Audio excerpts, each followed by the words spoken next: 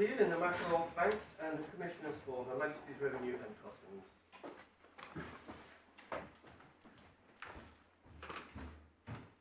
Yes. Good morning, my lords, my lady. In this appeal, I appear with Mr. Afzal for the appellant, Arron Banks, and Sir James Eady and Christopher Stone appear for the respondents, the HMRC. Can I check that you have the papers that I hope you have? You should have two appeal bundles, a core bundle and a short supplementary bundle, and an authorities bundle in 3 volumes. Yep. You will have had that both in hard copy and electronically. I'll be using the electronic version, but giving page references, which I hope track to the hard copy version as well. Mm-hmm. In these proceedings, the appellant challenges the decision of the respondents that certain donations made by him and a company controlled by him to the United Kingdom Independence Party between the 7th of October 2014 and the 31st of March 2015 were chargeable to inheritance tax. The decision of the respondents, which is under challenge, is in the core bundle at page 210. Could I ask you to turn that up, please? Yeah.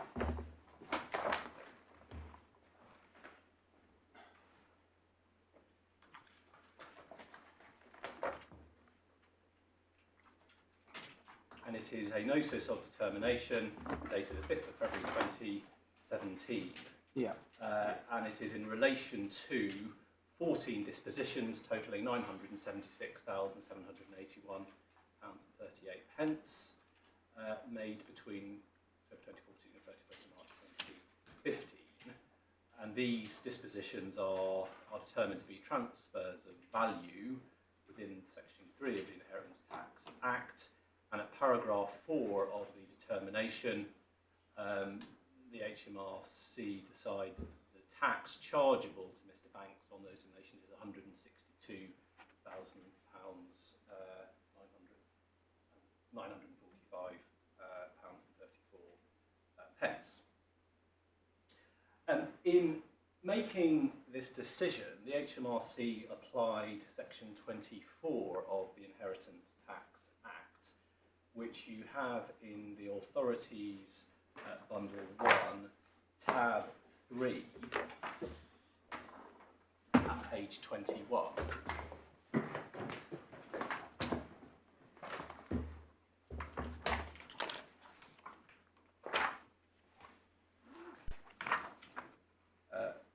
Whereby subsection 1, transfers of value are exempt to the extent that the values transferred by them are attributable to property which becomes the property of a political party qualifying for exemption under this section, and then subsection 2 is the exemption.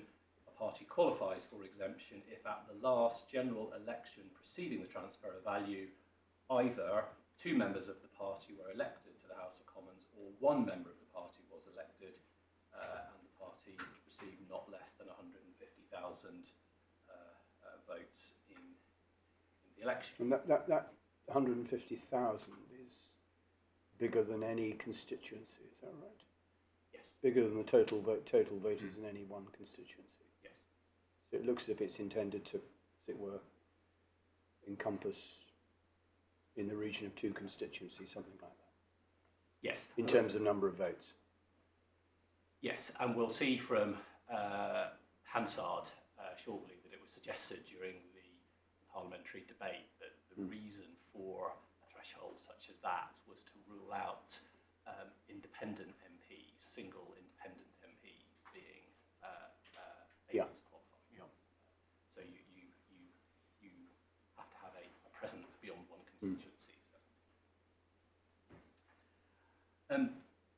The exemption doesn't apply, as you know, to parties who have MPs in the House of Commons only as a result of by-elections or as a result of defections from other parties, nor does it apply to parties who have been successful in other elections to other parliaments, such as the devolved assemblies of Scotland, Wales and Northern Ireland, or to the European Parliament.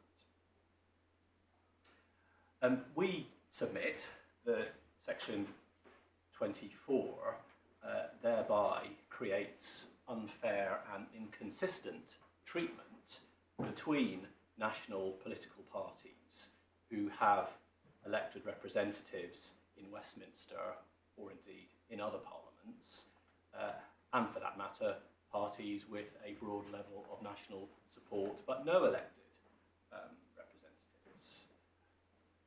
That is our submission, and it is also the most recently expressed position of government in relation to this section. And if I could ask you to turn to bundle 3 of the authority bundle, to tab 66.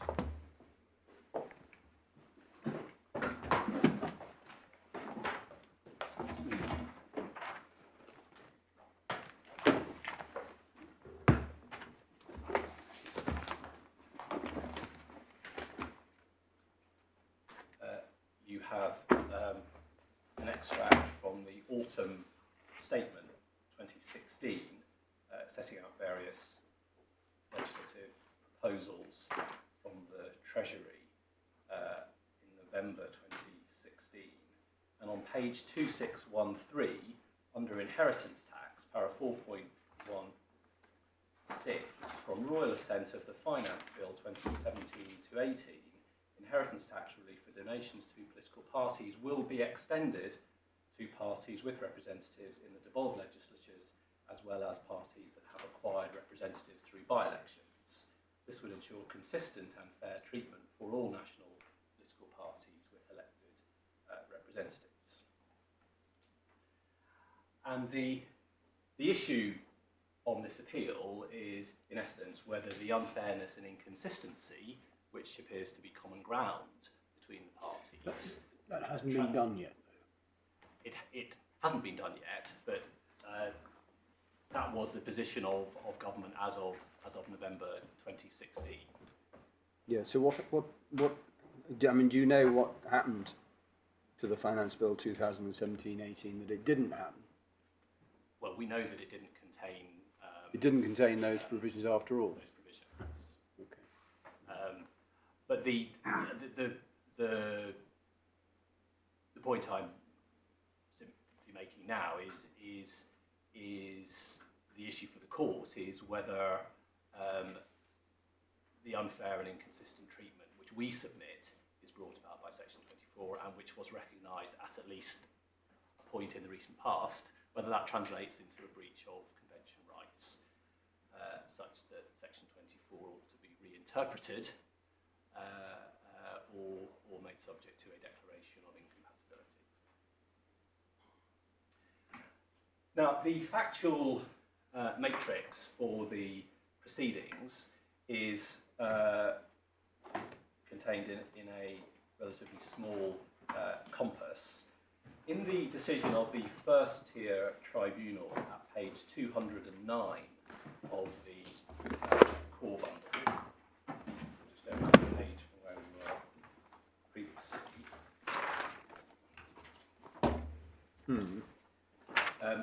there is a part of an appendix to the first tier tribunal's decision entitled Statement of Facts, and there is a table at paragraph 22 which sets out the various donations which were the subject of the determination made as between the 7th of October 2014 and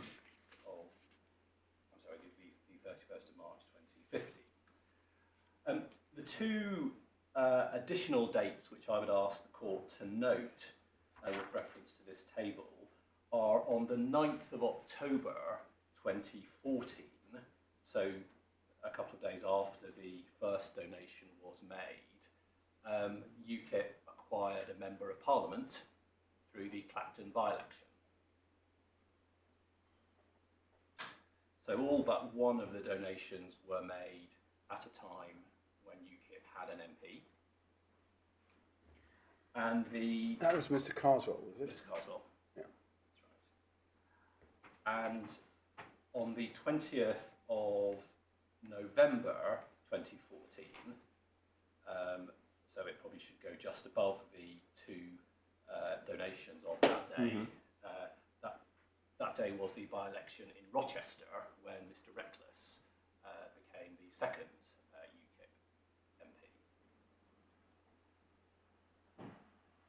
So all but 4 of the donations were made at a time when UKIP had 2 MPs in the Westminster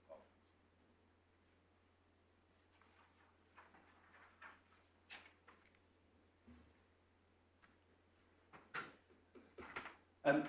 The First Tier Tribunal also helpfully sets out in the preceding paragraphs previous and indeed subsequent general election results. In paragraph 15 on page 207, you have some of the results of the general election which preceded the donations, and so the relevant general election for section 24 purposes. This is the results for the 8 highest polling parties, and you see in that table that Conservative, Labour and Lib Dems, substantial numbers of MPs, UKIP 3.1% of the vote, almost 1 million votes, but no MPs, SNP 6, Green 1, Independent 1. So far as section 24 is concerned, Conservative, Labour, Lib Dems, Scottish National Party, Green Party, all qualified for exemption, and there were other parties with less votes but seats, such as Plaid Cymru, DUP, Sinn Féin, who aren't on the table, but qualified also for exemption. So that was the election immediately before the donations, and the election immediately after the donations is in paragraph 15 on page 208. Paragraph 21. Sorry, paragraph 21. It's the line numbers, they're very confusing. Sorry. Paragraph 21. Again, Conservative, Labour, Lib Dems, significant numbers of seats. UKIP, the third ranked party in terms of votes, with 1 MP. So it qualified for the exemption following the 2015 general election, and then some other parties who also qualified, who having 2 or more MPs, or in the case of the Green Party, 1 MP and a large number of votes.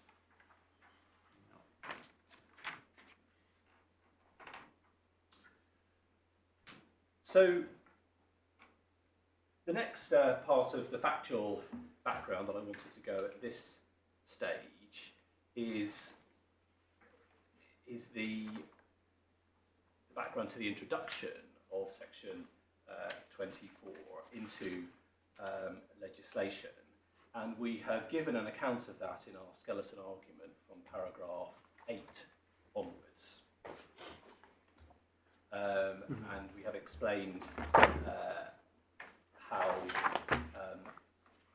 when the Finance Bill 1975 came before Parliament, its proposal to transfer tax did not contain previous and well-established exemption for donations made for public purposes, including gifts to political parties.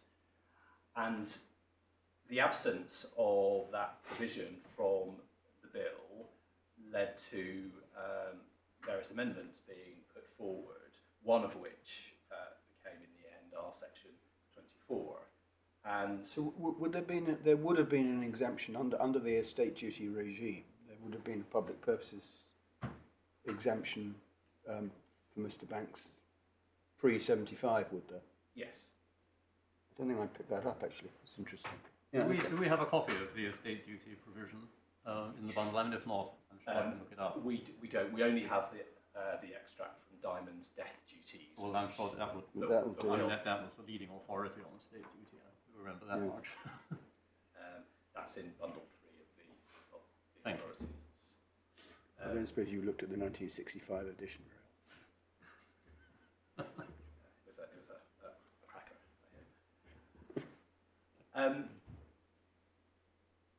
So, yes, a previous broad exemption for donations made for public purposes, no such provision in the bill, and amendments introduced. And we have in Bundle 3, tab 57, the Hansard debates of the day. And there are 1 or 2 points that I need to take from the debate.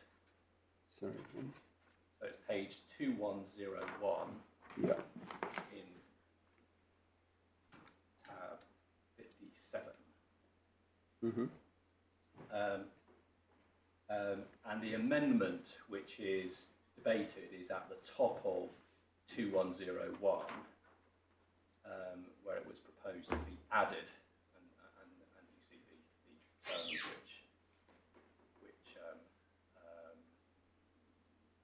largely found their way ultimately into law. This was, as we see from the following page, 2102, a proposal of Mr. Lawson, Mr. Nigel Lawson. See the bottom of the left-hand column. He had put forward Amendment 718. And he explains that he had proposed an amendment which tracked the then current proposals for what short money, which is money to be paid to the opposition party for carrying out its parliamentary business. And in the right-hand column, one sees the reference to the proposals for short money. And he says that my amendment, about halfway down the right-hand column, proposes exemption for parties on exactly the same definition and criteria, with one exception, that in my generosity I feel that this exemption should apply to government parties and not merely to opposition parties. And that's generous because Mr. Lawson is an opposition MP, not a government MP. And he says he's trying to get some consistency into the government's thinking. Going over the page, 2103, he explains in the top left-hand corner, the government must get their thinking straight. Either they want to encourage the flow of funds to political parties, which is the whole burden of that. Hang on a moment, I'm not sure where you are. Sorry, I'm at 2103, Yeah. left-hand column, Yeah. at the top. Oh, at the top, yeah, sorry, I was looking at the bottom. Yeah, okay. Yeah. Either they want to encourage the flow of funds to political parties, which is the whole burden of that statement on short money, and the proposal on the order paper, in the interests of party democracy, or they wish to take money to provide the political parties with money, either by capital transfer tax, and so forth. And two paragraphs down, the government must be consistent. He says it is right to encourage the flow of funds to the political parties for the strengthening of parliamentary democracy. Therefore, the capital transfer tax, unless amended as I suggest, must be wholly wrong. And one or both of these statements encourage the flow of funds to political parties, or encourage the flow of funds to political parties for the strengthening of parliamentary democracy, will feature in the debate on what the objective of Section 24 actually is. But what happened in this debate was that Mr. Joel Barnett, so you see the bottom right-hand corner on 2103, Mr. Joel Barnett is the Chief Secretary to the Treasury, and he wholly rejects the proposed amendment, and one sees, for example, on 2104, halfway down the page, just above Mr. Howell, I cannot believe that the way to help political parties in our democracy and to make democracy work is to do it through the tax system. Sorry, I haven't yet found that.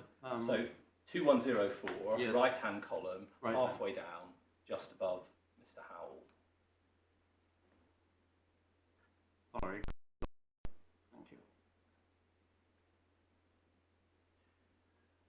So on the rare occasions when one does have resort to Hansard, one is often looking for the statement of a government minister explaining the merits of a piece of legislation. But all that we have in terms of government ministers is a wholesale rejection of this particular proposal. On the following page, 2105, we have Mr. Ridley in the right-hand column, and in the third paragraph down, so that's Nicholas Ridley, former Conservative MP, right-hand column, third paragraph down, he says, then I look again carefully at the terms and see that one either has to have 2 members or 1 member and 150,000 votes to be a political party, which is clearly designed to exclude Mr. Dick Taverne, recent member for Lincoln, or Mr. Milne, the recent independent Labour member for Blythe, because those two had stuck in the side of the leader of the House, and this scheme has been carefully drawn so as to avoid them.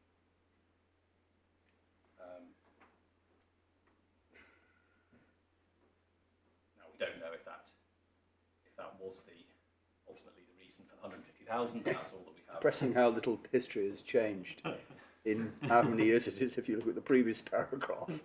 He does go on to The say... pro-marketeers and the anti-marketeers. Indeed. In the following paragraph, there's a light-hearted and gentle complaint. That's Yes. fair to add. Yes. I'm not relying upon it as any Which isn't more to than say that. it may not have had a grain of truth in it. Well, he then actually, having said it was light-hearted and gentle, really does rather put the boot in. Yes, a thoroughly naughty case. He's obviously quite well. It's nearly 3 o'clock in the morning. Yes. Yes. Different times indeed. And then 2115.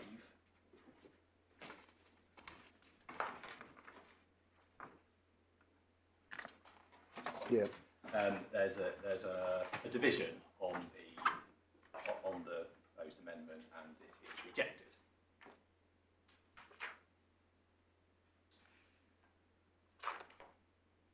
So that is what we have in terms of Hansard on what became Section 24. As we explain at the end of paragraph 9 of our skeleton,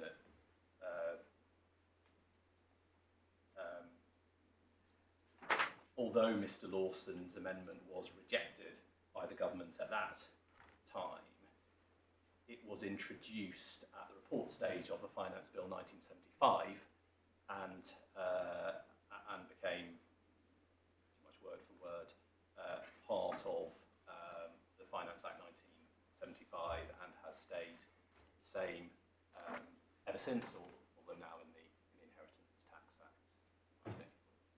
So one has to infer that the government effectively changed their mind on this point. I mean, having rejected the proposal in the terms expressed by Mr. Barnett, they saw the light, or anyway, Yes. did a U-turn, not for the first time in recorded history. And, yeah. Yes, and I take you to Hansard partly because it's the best that we have in terms of understanding what the origins and the objectives of the there isn't any pre-legislative history of what became the Finance Bill 1975 to explain why the government changed its mind or why it was proposing that this would now become law. So this debate is the best that we have. But it's also a fairly unsatisfactory basis for analysing the compatibility of the legislation compared to what one might see nowadays with consultations and white papers and impact assessments and careful weighing of the interests. It's not that. Well, it's a bit more than that in a sense, isn't it? Because it's, you know, this is at a time when there was only the Parliament. There weren't devolved assemblies. There wasn't I can't remember whether there was a European Parliament when we started or whether it came. There was a European Parliament, but it wasn't directly elected. Yeah. At that time, and there weren't. I don't believe there were yet MEPs or whatever. Yeah. Any devolved legislatures. No, there weren't. Not in 1975. No, So it's the vote. There were votes on devolution, but they're not until 1998, and there are. And one thing which does emerge with clarity is the link to the short money formula, which I think is common ground, and it seems to be obvious from the way in which Mr. Lawson moved his amendment. Yes, and he did so because that he said made sense in terms of consistency. Yes. But short money is designed for parties at Westminster. The purpose of it is to fund their activities in the House of Commons. Yeah. Whereas the inheritance tax exemption, the purpose is to encourage private funding of political parties, which they may use for whatever they wish, either in the House of Commons or in their other activities. Well, that rather begs the question, doesn't it? Yeah. Well, I'm sorry. My submission is that that's the purpose of the Act, but it is a matter of fact that the donations received, which are the target of Section 24, are not only donations for a Westminster purpose. They can be donations for anything. They aren't. Section 24 is not targeted at activities in Parliament in the way that short money is. Is that right? So short money is actually for opposition parties to operate at Westminster. Yes. Yes, so it pays for secretarial staff. Secretarial staff. So yeah, I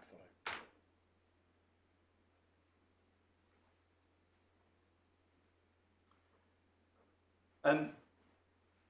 And there has been no proposal put before Parliament since 1975 to change the terms of Section 24. You may have picked up there was a proposal at one point to introduce a new tax relief for income tax donations to political parties, which was debated but wasn't adopted. And the terms of that proposal, as put, included the same conditions as Section 24 has, but it wasn't adopted.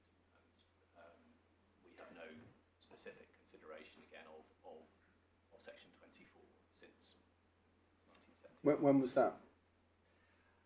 So that is in the Authorities Bundle 3 at tab 59.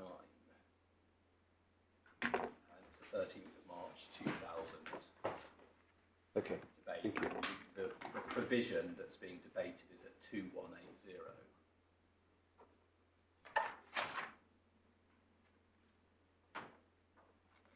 And there's a definition of eligible party at subsection 3, which is the same, or subclause 3, which is the same as in section 24. as I'll come back to later on, there's been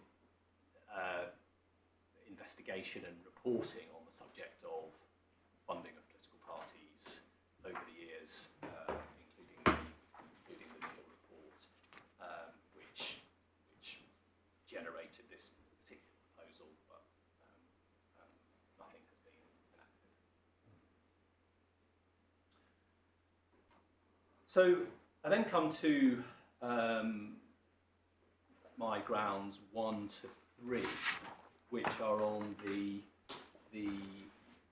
issue of whether Section 24 creates a difference of treatment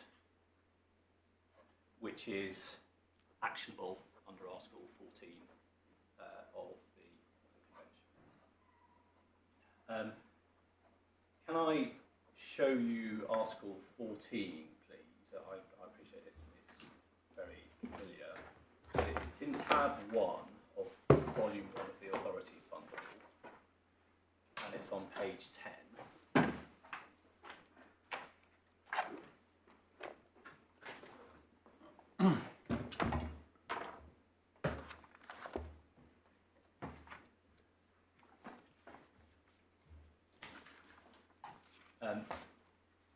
And the enjoyment of the rights and freedoms set forth in the Convention shall be secured without discrimination on any ground, such as, and you have political or other opinion, as one of the express grounds on which discrimination is prohibited, or other status at the end of the provision. And of course, it's been common ground in these proceedings that holding an opinion in favour of UKIP is a prescribed ground within Article 14. The debate, which I'm coming on to, is whether Section 24 differentiates on the basis of political opinion in favour of UKIP or otherwise. Now, the legal test to be applied in identifying actionable differences of treatment is to be found, in amongst other places, in the recent judgment of this court in Delve, which is in Bundle 2, tab 55, at page 2064. This is the recent case alleging discrimination in the setting of pension age. Sorry, which tab? So it's tab 55. Must be in volume Volume 3. Volume 3, I'm sorry. You said volume 2. Sorry. Could I just ask which tab does your volume 3 start at? 50. 50.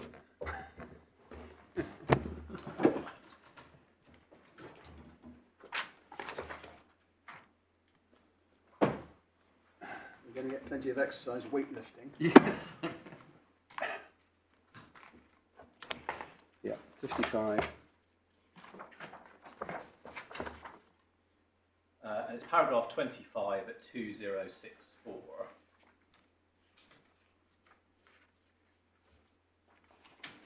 In fact, it begins at 2063, paragraph 25, where the basic principles of discrimination are drawn from the Strasbourg case of Carson, and a paragraph is quoted on the following page.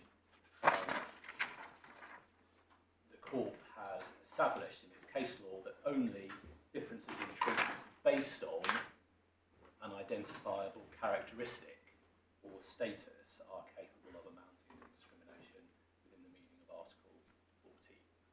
And it's that differences in treatment based on an identifiable characteristic, that's my target, as it were, what I want to show Section 24 does. And we put our case in 3 different ways, corresponding to grounds 1 to 3. Firstly, we say that the appellant has suffered discrimination on the basis of his political opinion as a supporter of UKIP. And that's direct discrimination. Secondly, we say that the appellant has suffered indirect discrimination on the basis of political opinion as a supporter of UKIP. That's ground 2. And thirdly, we say the appellant has suffered discrimination on the basis of the status, the other status, of UKIP as a party without an elected MP. MPs elected to the House of Commons. Would it be more accurate to say his status as a supporter of UKIP as a party, right? Or I mean, I know you have an alternative case based on UKIP itself. Well, the way I'm going to put it, and there are various slightly different permutations, but the way I'm going to put it today is that it is most accurate to describe the discrimination being against him, but on the basis of UKIP status as a party without MPs. And I will show you authority. In fact, it's authority relied upon by my learned friends to show that Article 14 encompasses discrimination on the basis of somebody else's status. So it's an associative discrimination, we would call it in domestic law. So it could be put as discrimination against him as a supporter of a party without MPs, discrimination against UKIP, of which he is a victim. But it seems to us that the most accurate way of describing it is that he is being discriminated against, he's paying the tax after all, on the basis of UKIP's status as a party without MPs. And that's ground 3, other status. So ground 1, direct discrimination on grounds of political opinion, we say that the first-tier tribunal was right in its analysis at paragraphs 45 to 46 on page 176 of the core bundle.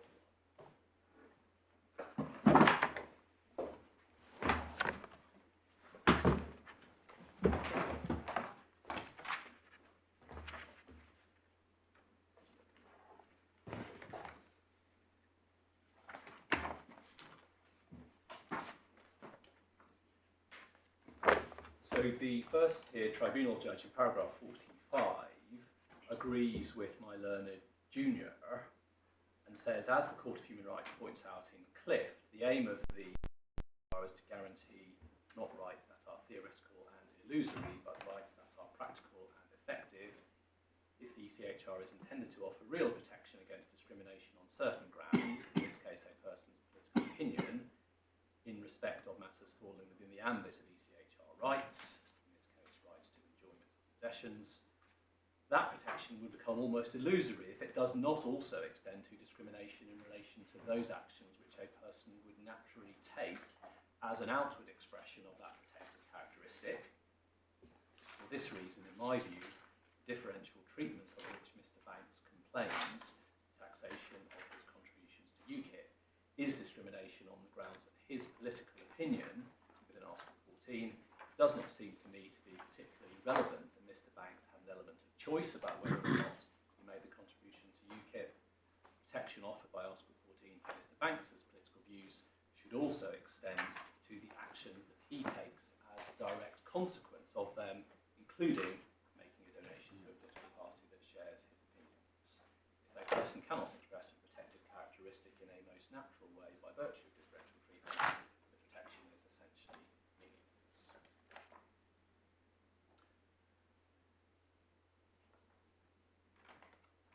Now, we say that was ultimately a correct analysis, which the Upper Tribunal should not have interfered with. The FTC did think it was indirect discrimination rather than direct. It did, and I. You're going to come to that.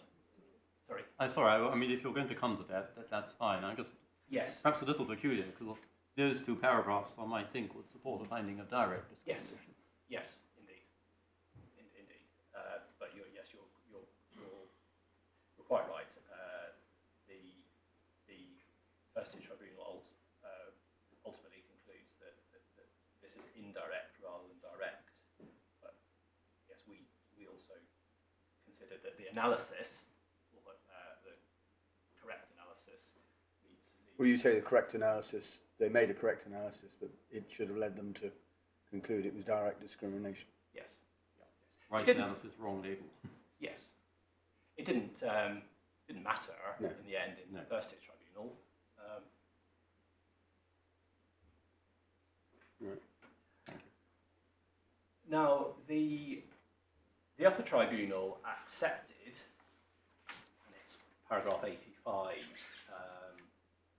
of the Upper Tribunal's decision, that whether or not there is discrimination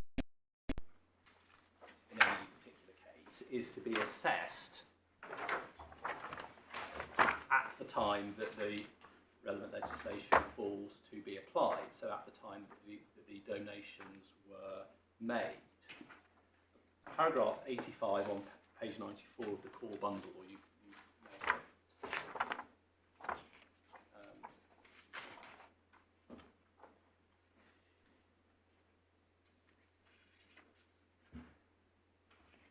and at the end of paragraph 85,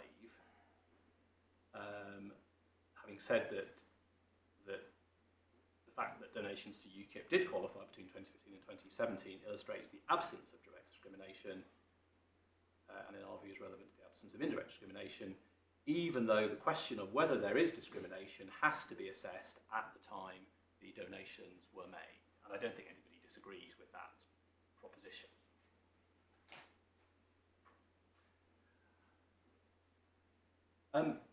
Now, at the time that the donations were made, that's between October 2014 and May 2015, we say that Section 24 drew a clear and certain distinction between donations.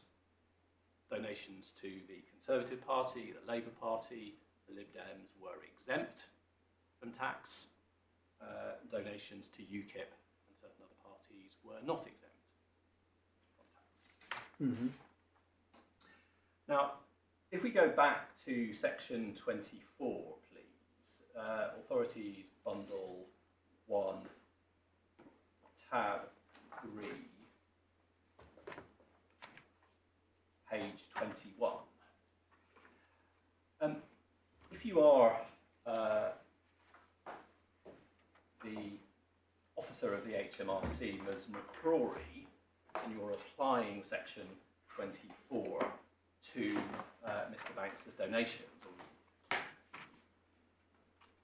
you have to put section 24 together with a list of the election results in 2010. You've got to go outside section 24 in order to work out which donations are exempt and which aren't. But that is a legislative technique, and there are other techniques which could have been adopted to the same effect. So, for example, section 24 could have said that a political party qualifying for exemption is a party listed in Schedule 1 to the Act. That schedule to be updated from time to time according to the criteria of having 2 members elected at the last election and so forth.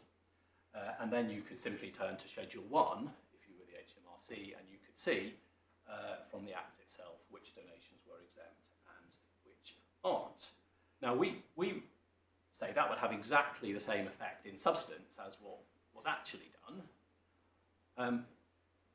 But if it had been done in that way, we would also say there simply couldn't have been any argument that the legislation on its face distinguished between some donations and therefore some political opinions and others. And all that has happened is that the legislator, instead of adopting a self-contained code within the Act, requires the reader to put the Act beside Wikipedia and a list of the election results for 2010. But it's the same in substance. And what is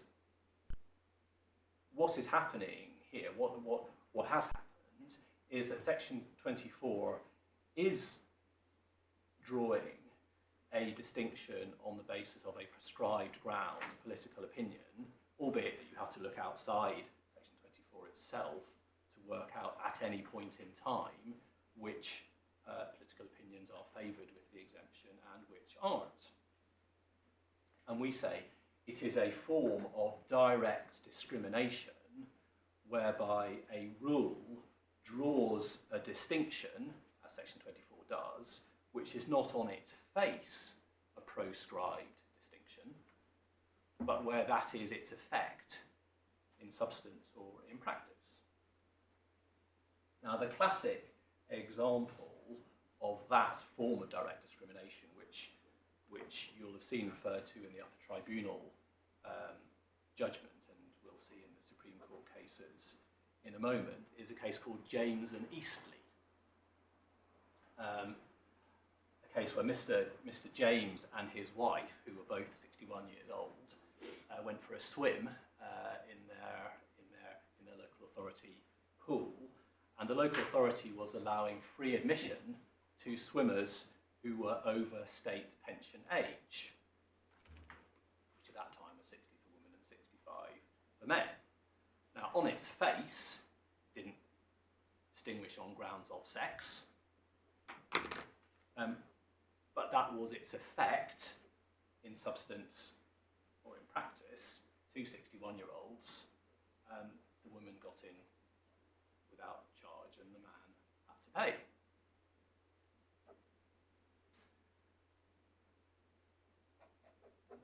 This type of direct discrimination was considered by the Supreme Court in Preddy and Bull, which you'll have seen cited in the tribunal judgment, and that is at tab 32 of the authorities, which I'm going to guess is in volume 2. Yes.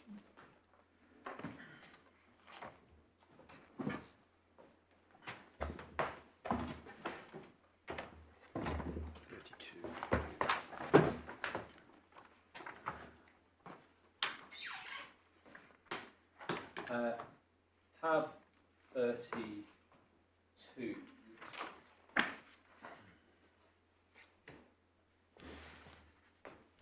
Page 939.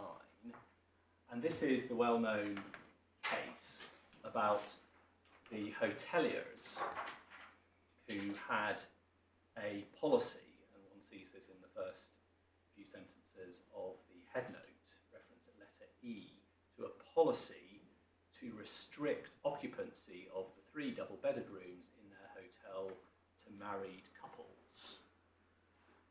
And a couple who were in a same-sex male couple in a civil partnership booked a double room without being aware of the policy, which when they showed up, the hoteliers refused to honour.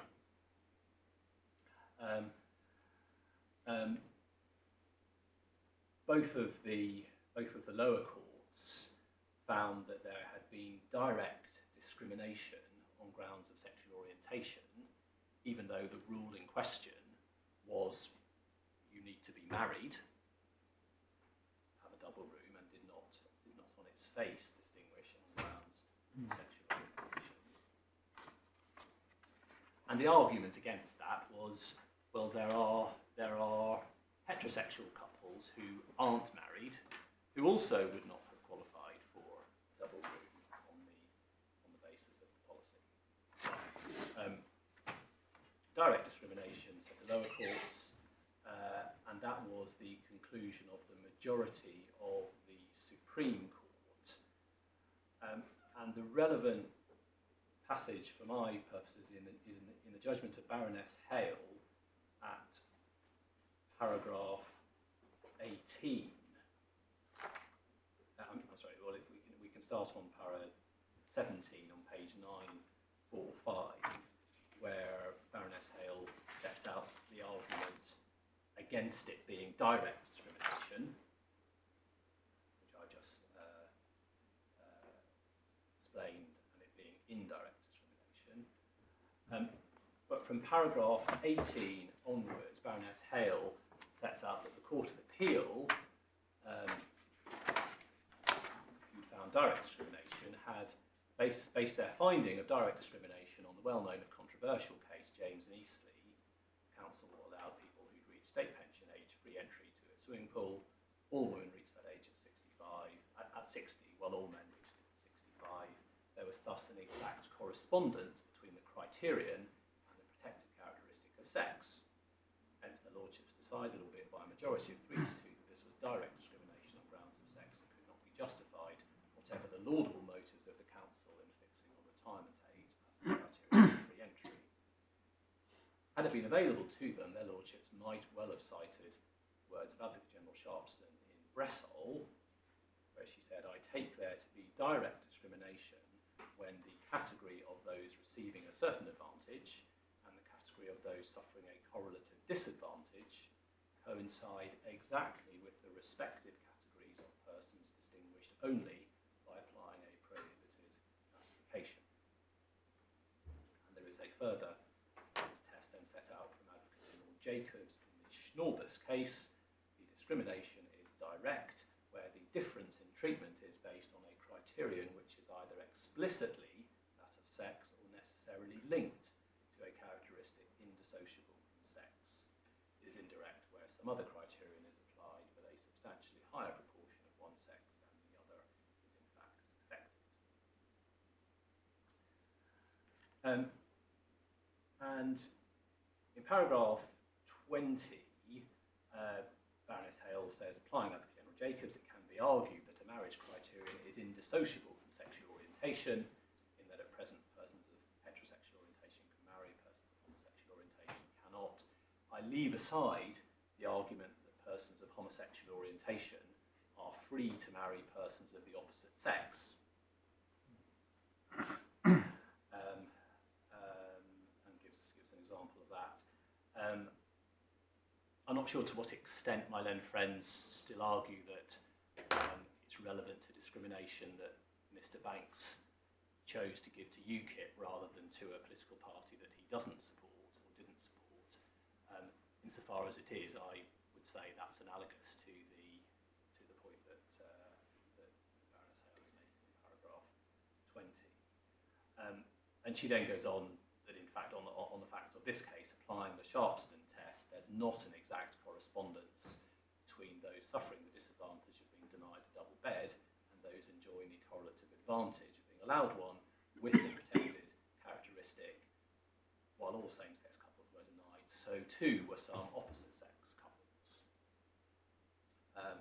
So she can't find direct discrimination on that basis, but Baroness Hale goes on to find that there was direct discrimination on grounds of sexual orientation because, in essence, you were favoured if you were married, but not if you were in a civil partnership, which was the same as marriage, save for sexual orientation. That was ultimately her reasoning and the reasoning of the majority. But going over the page to 23, she says that the Schnorbus and Bressol cases demonstrate that this case is not on all fours with James and Eastleigh. There's not an exact correspondence between the disadvantage and the protected characteristic.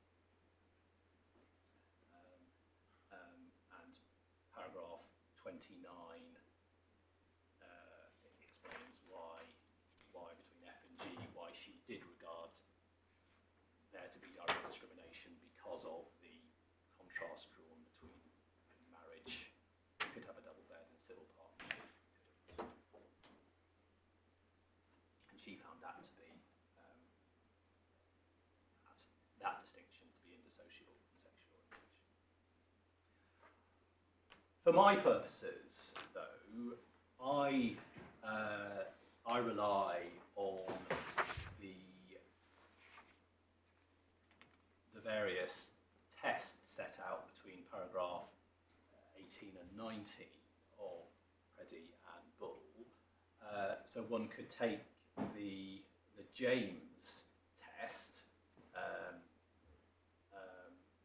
the exact correspondence test, and I would submit that at the material time in October 2014, there was an exact correspondence between the criteria actually employed in section 24 and the protected characteristic of political opinion, because in October 2014, Conservative Party donors exempt, Labour Party donors exempt, Lib Dem donors exempt, UKIP not exempt. An exact correspondence according to political opinion.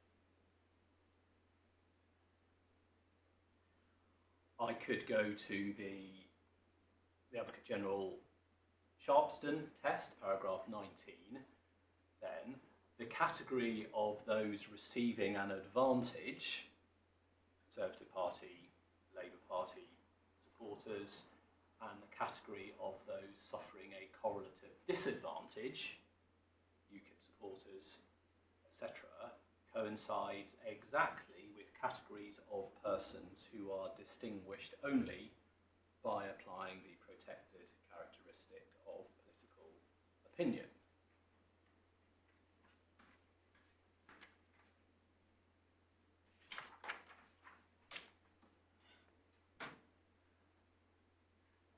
Or I can rely on the Advocate General Jacobs test and submit that the criteria in section 24 are indissociable from political opinion, because at any point in time, persons holding certain political opinions may make donations which are exempt, while persons holding other opinions are taxed on their donations.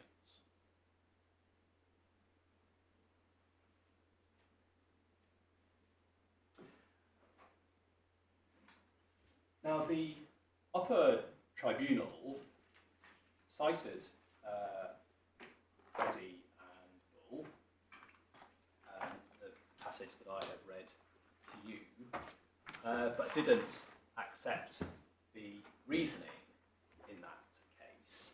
And in paragraph 72, and in particular in paragraph 4, on page 92 of the core bundle.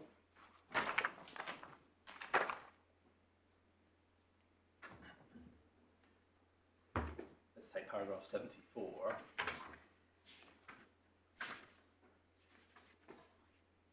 It is obvious that there is no distinction on the face of the legislation between, in this example, a donor to UKIP and a donor to the Green Party, but there's also no indissociable link between the criteria in the legislation and Mr. Banks' status as the holder of a particular political opinion or a supporter of UKIP.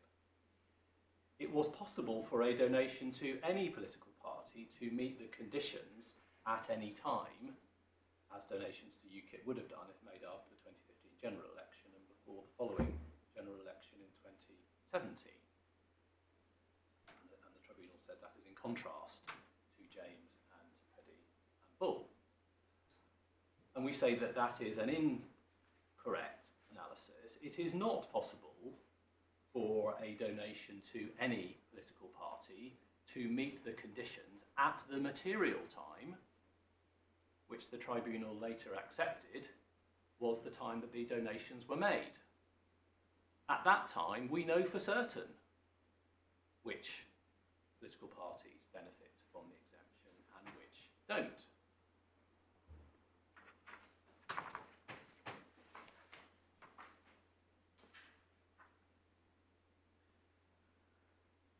The tribunal appears to have proceeded on the basis that there will only be a sufficiently close link between a criterion adopted in a rule and a prescribed ground if it can be said that a person with the relevant characteristic will always and under all circumstances either pass or fail the test.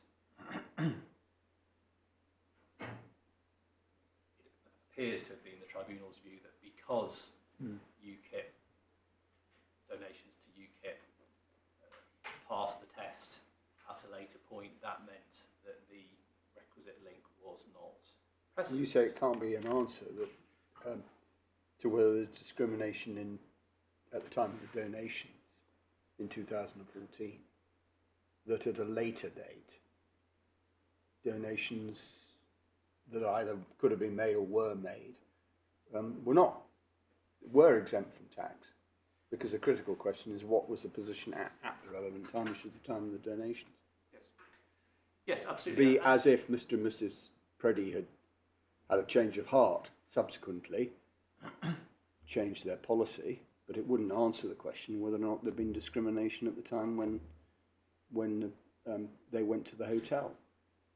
Well, or perhaps if I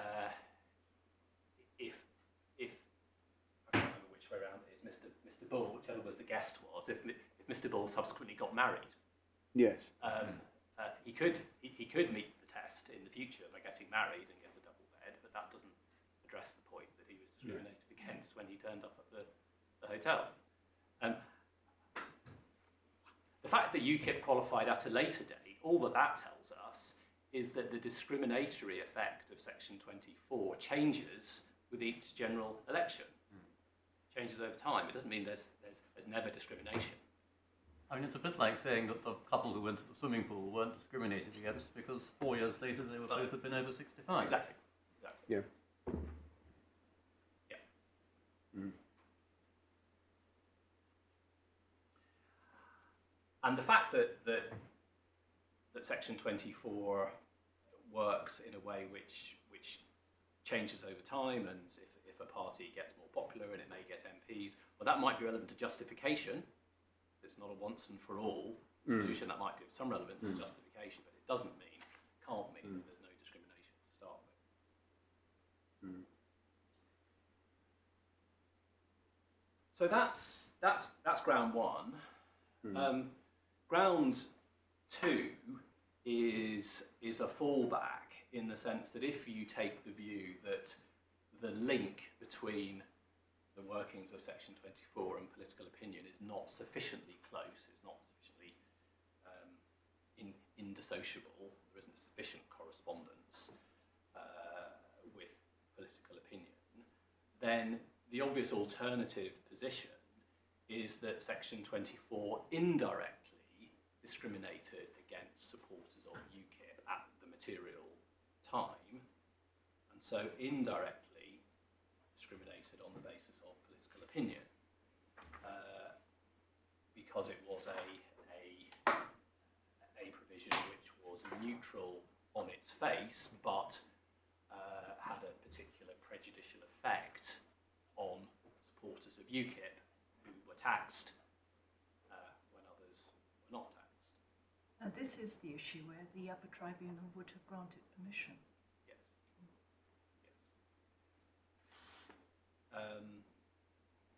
It is. Now, there's no dispute about the legal test, paragraph 76 of the Upper Tribunal decision, page 92 of the core bundle.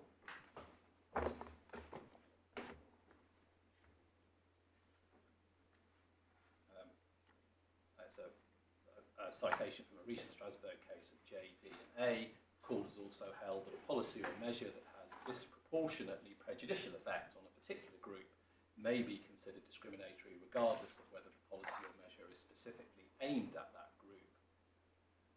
thus indirect discrimination may arise under circumstances where a policy or measure produces a particularly prejudicial impact on certain persons as a result of a protected ground, such as gender or disability attaching to their situation.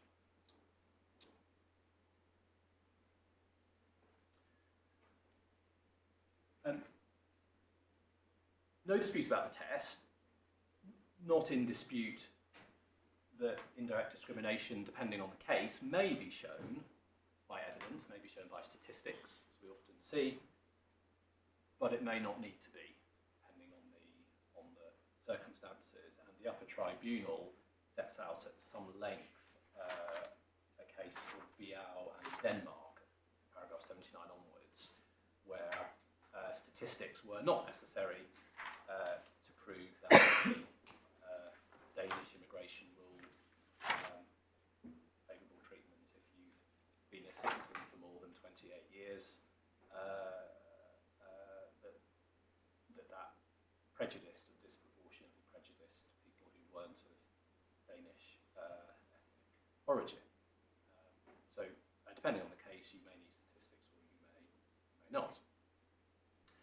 Now, my learned friends defend the finding of the Upper Tribunal that there was no indirect discrimination in paragraph 16 of their skeleton argument as a finding based on a lack of evidence adduced by Mr. Banks, who indeed didn't produce evidence for the first tier tribunal. And what my learned friends say in paragraph 16, they say in the final 3 sentences, the fact that donations to UKIP at that time did not qualify for exemption is not sufficient to establish the requisite prejudicial effect. There was no evidence of the impact of the measure in section 24 upon any UKIP supporter, including the appellant, or UKIP supporters as a group. And with respect to my learned friends, I find this a somewhat surreal submission. The evidence of impact on Mr. Banks as a supporter of UKIP is in the HMRC's decision that said he had to pay £163,000 worth of tax, which he wouldn't have paid if he donated to the Conservative Party. That's an impact. The respondents justify section 24 on the basis that it encourages the flow of private funds to political parties, certain political parties. And one must assume, if there is a rational connection between that objective and what section 24 actually achieves, one must assume that it benefits parties who qualify for the exemption, that it does encourage or is liable to encourage the flow of funds to such parties. But the other side of the coin is that it discourages, or at least doesn't encourage, the flow of funds to other parties who don't qualify for the exemption. Now, we don't have to produce evidence of all the people who were deterred from making donations or made lesser donations because of the tax legislation. It is obvious. Is it, put shortly, a reasonable inference for the court to make? Yes, it is. We would say it is self-evident.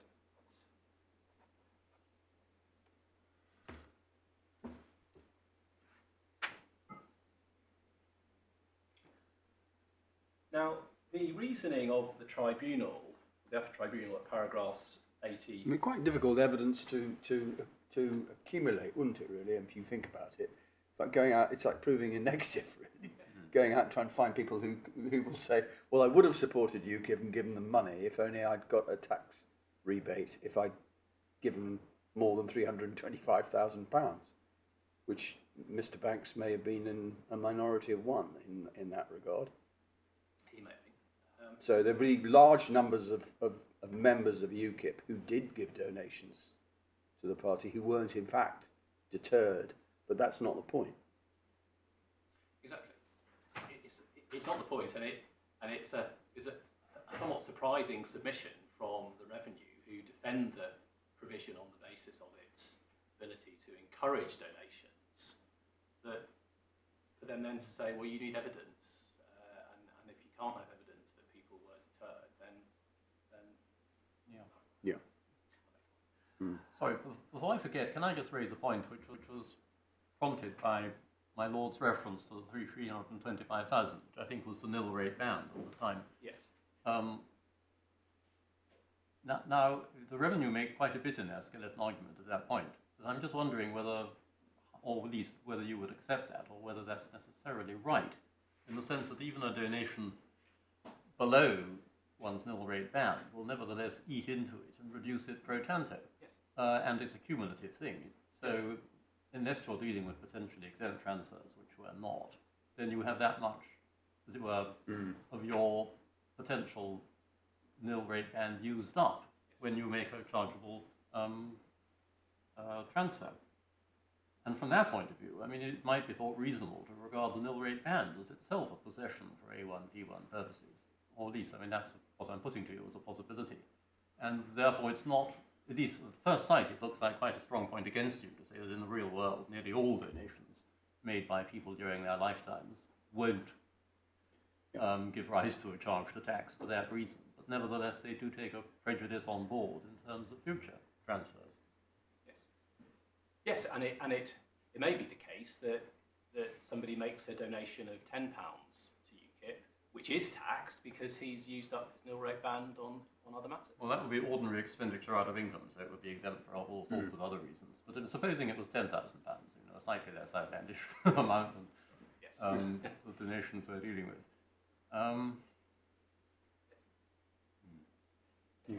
And the fact that this provision may not in practice disadvantage many UKIP supporters because not many of them have the resources that Mr. Banks did, we say is of very little relevance.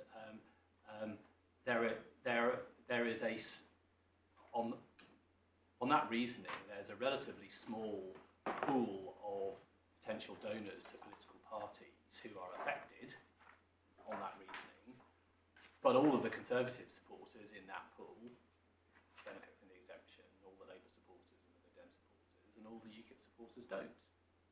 So even if it's only 1 or 2 out of 100, it's still a disproportionately prejudicial effect, to use the language of indirect discrimination.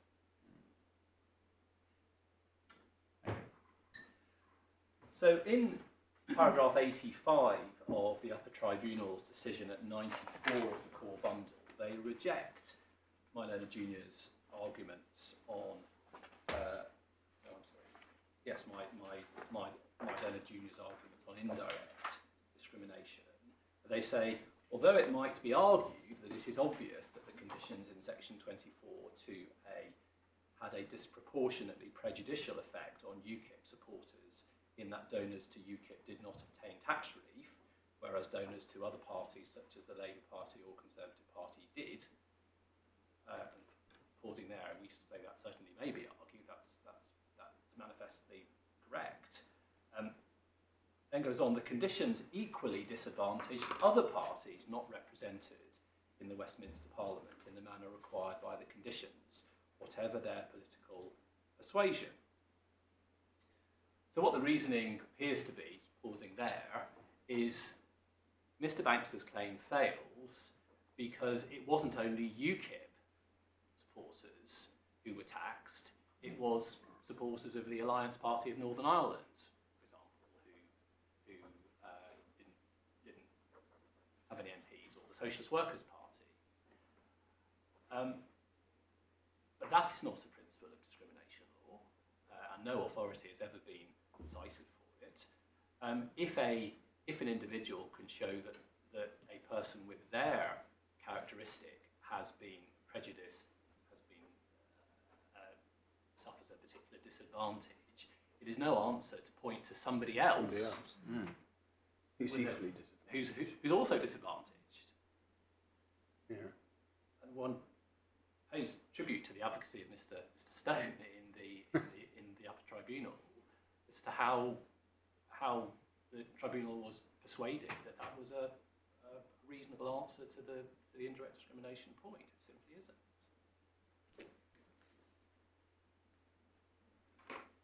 And one can I'll make brief reference to the Biao case, which the tribunal has set out at length, paragraph 79 onwards.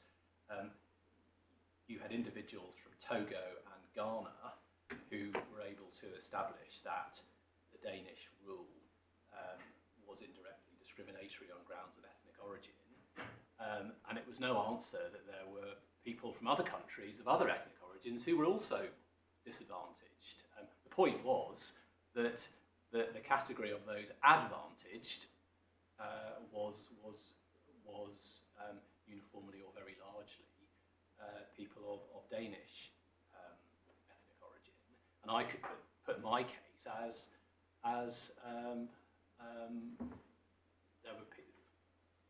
there was a group of Conservative Party, Labour Party, Lib Dem supporters who were advantaged. Everybody else was disadvantaged, and that is enough.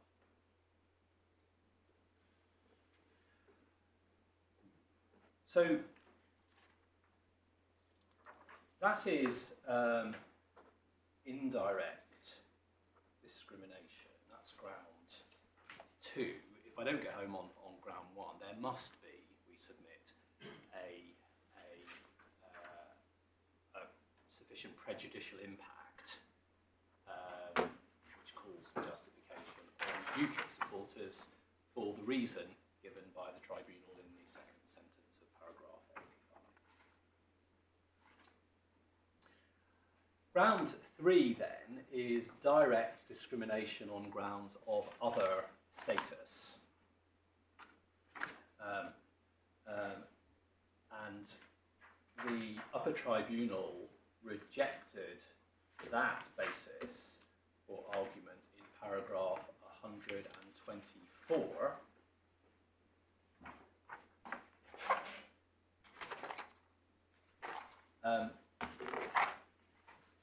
And my learned friend had, my learned junior had put forward a selection of different statuses arising out of the terms of the effect of section 24. And the tribunal say in 124, applying the test as formulated in Samawi and C following Stott, in our view, the other status suggested by Mr. Afzal is defined entirely by the alleged discrimination. Mr. Afzal says Mr. Banks is being discriminated against because he is a supporter of and donor to a party that failed to achieve an elected MP at the 2010 general election. In our view, that defines the characteristic in terms that is merely a description of the difference in treatment. Supporters of parties that fail to achieve an MP at the previous election do not get the benefit of the exemption if they donate to these parties, whereas supporters of parties who were successful can get the exemption.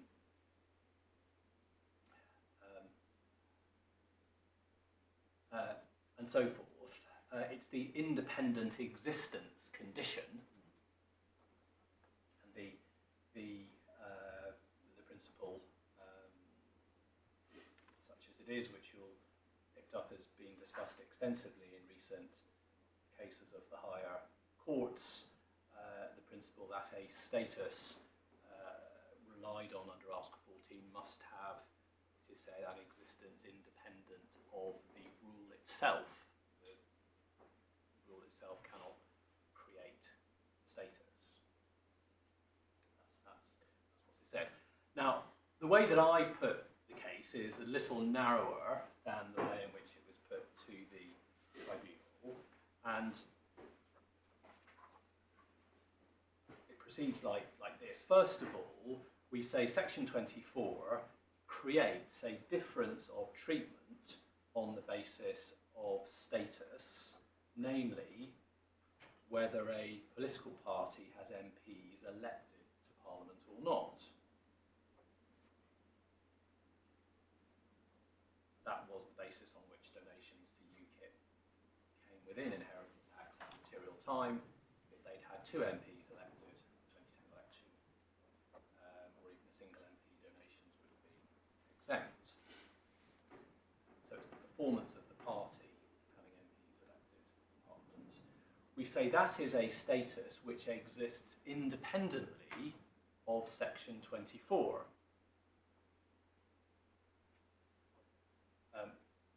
Why do you say that? That's paragraph 28 of our skeleton argument.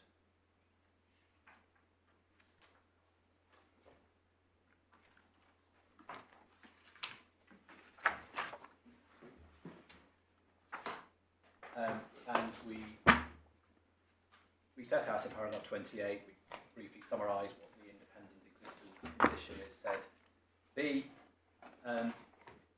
And we say that the status of having elected MPs is not created by Section 24, nor is it a full description of the distinction drawn by Section 24. It is a status which has multiple legal effects, quite separate from Section 24. But don't we have to be looking for a status of Mr. Banks rather than the status of UKIP? Well, can I come on to that in a moment? Yes. All right. That's my next. The status.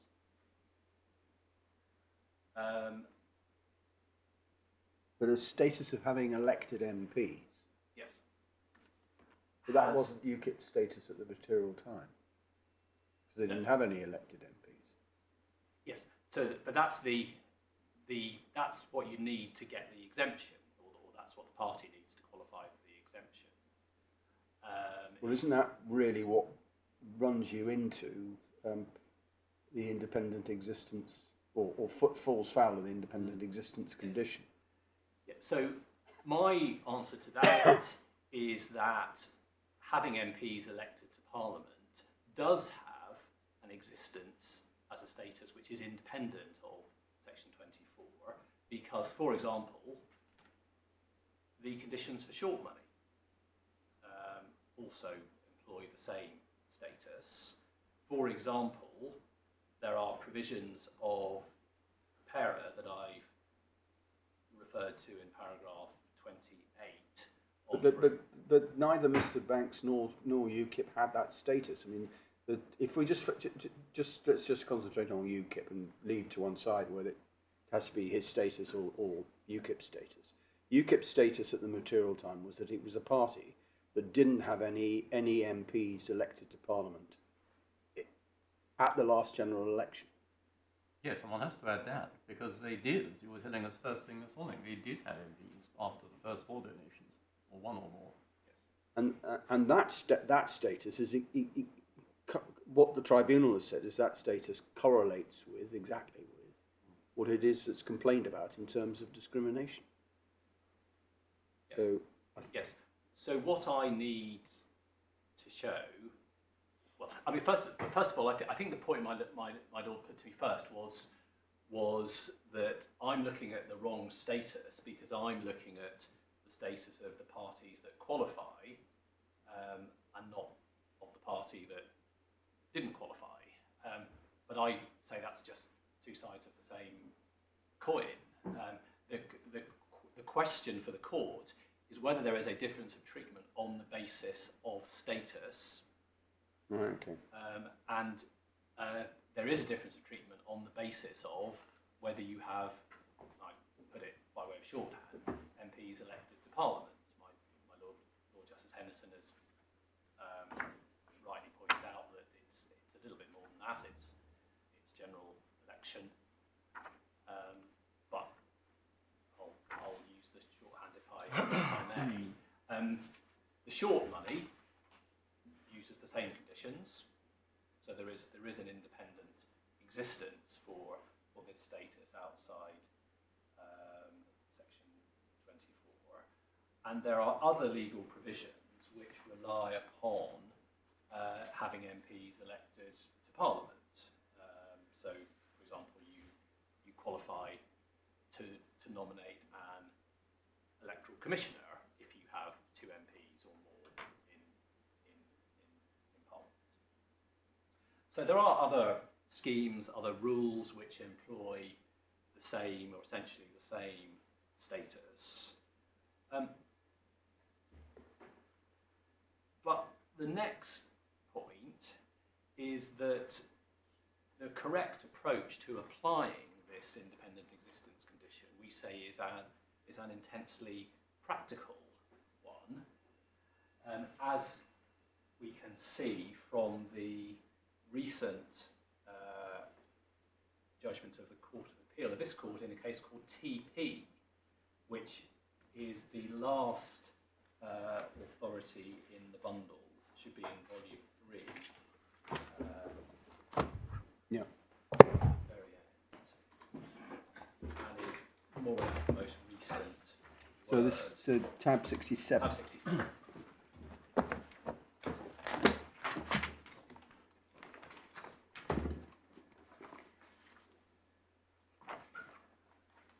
The issue in this case, or these cases, was universal credit legislation, whereby claimants were brought within the universal credit regime when, see the first paragraph of the headnote, they were or had been in receipt of housing benefit from one local housing authority area and had moved to another local authority housing area. They could no longer apply for housing benefit from the second local housing authority, but had instead to apply for universal credit, which would include assistance with housing costs, but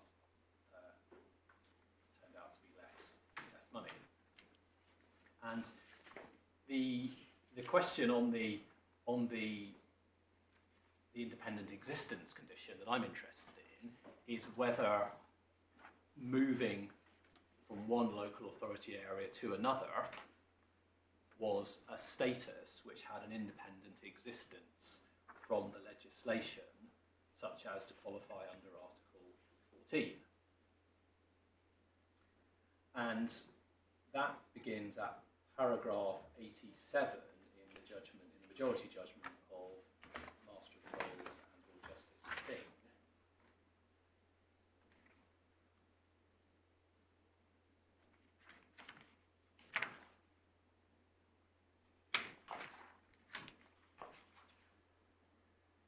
And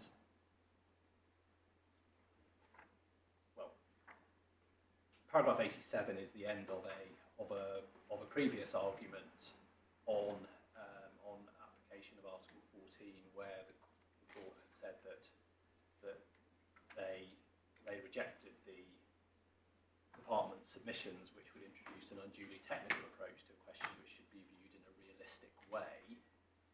And I say they carried on as they started when they came to independent existence, which is 89 onwards. Second ground of appeal is that Lewis J was wrong to hold that the difference of treatment in these cases was on the ground of an other status. The status identified was a severely disabled person who moves to a different local authority area. Mr. Milford, the Secretary of State, submitted that this wasn't a relevant status. And it's from 103 onwards is the critical part. Sorry, I seem to have a defective copy in my bundle. It runs out of paragraph 99, and I've got multiple 3 times over some of the earlier pages. So I'm sorry, at the moment I can't. I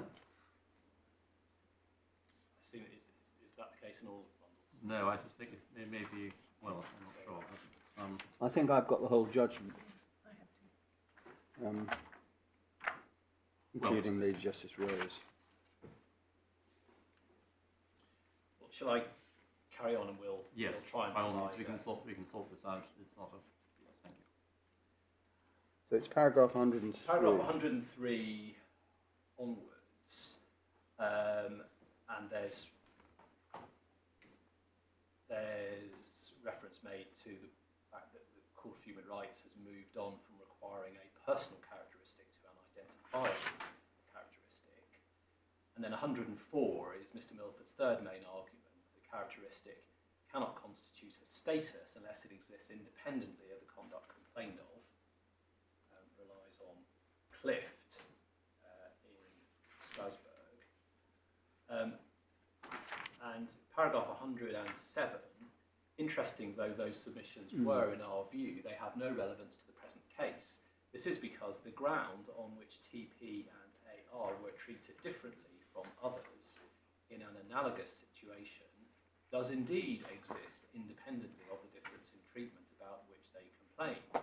When a person moves across a local authority boundary, that is a physical fact which exists in the real world. It does not arise from the terms of the legislation under challenge. And similarly, having MPs elected to Parliament is a fact, is a legal historical fact that exists in the real world and is not merely a construct that's drawn from legislation. And that's what I mean by an intensely practical application of the independent existence criterion. Lady Justice Rose reached the same conclusion, but at much greater length. In her judgment, which begins at 154, isn't it? 99.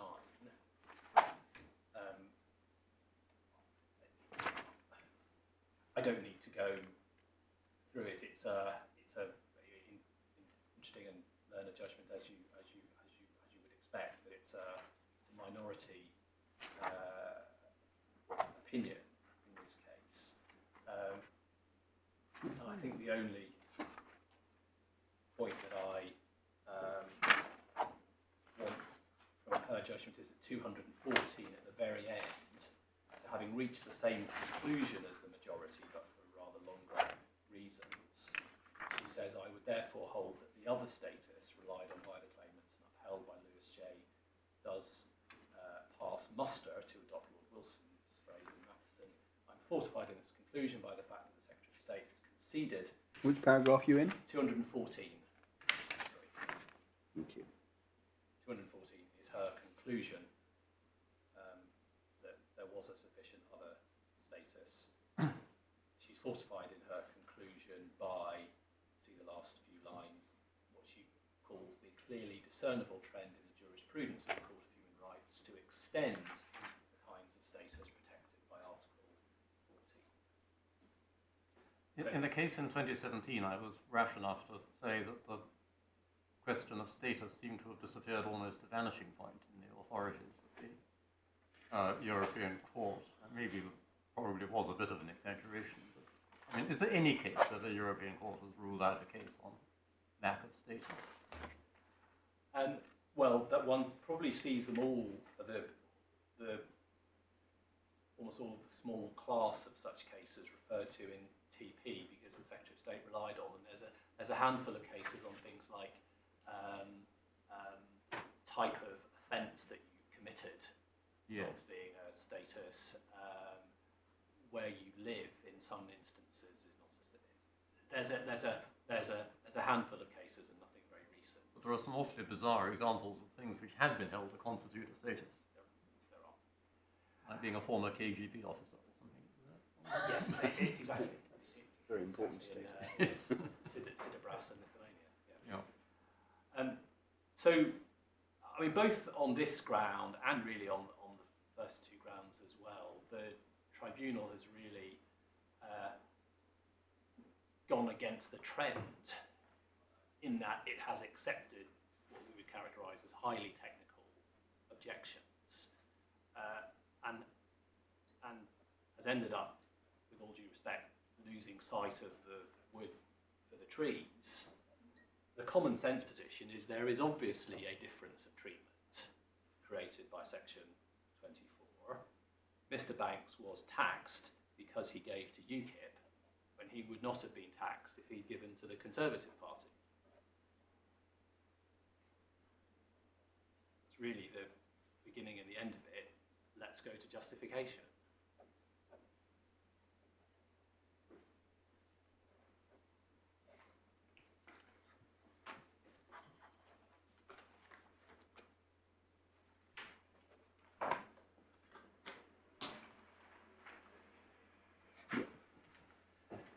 Now, in fact, I'm not going to justification right now. I'm going to ground 5, which is Articles 10 and 11. ECHR. Now, I'm sorry. No, I can't do that. I need to. There's a stage of my status argument that I've missed out. I'm sorry. And the stage that I've missed out is the stage that says that Mr. Banks is entitled to say that he has been discriminated against on the basis of UKIP's status as a party without MPs, as opposed to his own status. And the case on that, on associative discrimination, is Simawi, cited by the tribunal, relied upon by my learned friends, bundle 2, tab 49.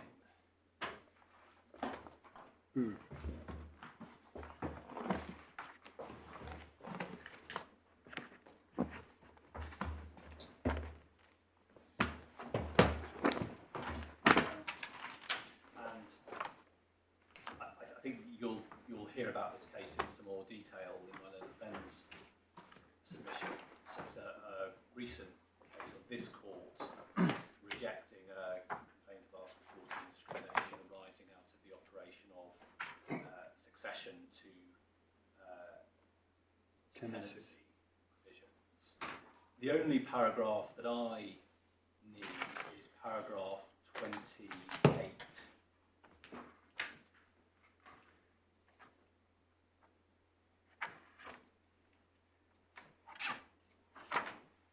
Where Lord Justice Lewison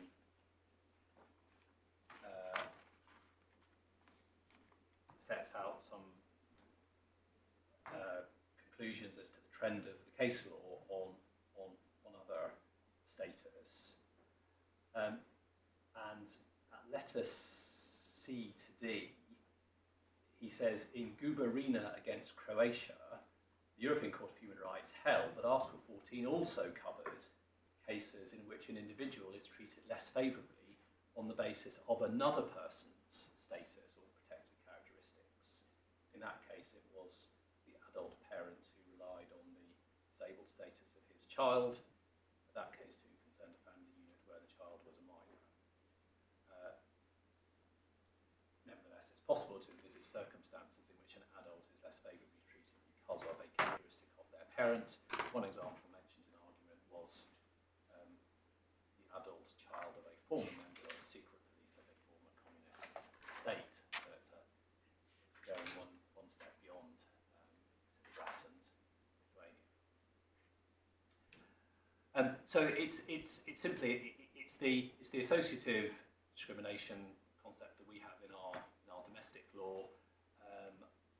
If I am discriminated against because somebody else who I'm associated with is a woman or is disabled or so forth, that is actionable, and it's the same under Article 14. And it seemed to us that way of looking at this really cut through a series of, again, quite technical objections to the discrimination claim. What is happening here is that Mr. Banks is being taxed because of UKIP's status, if you accept my argument on there being a status, and it's much simpler and more straightforward to put it in this way than to say that UKIP have been discriminated against and he's a victim of that discrimination, which we also say, but at this part of the argument, it's simplest to say simply he is being discriminated against because of their status. Is there any problem, I assume not, in treating a political party as a person for these purposes? I mean, I imagine UKIP is what, non-incorporated association, is it? Or does it have any corporate existence or identity? I'm afraid I can't answer that.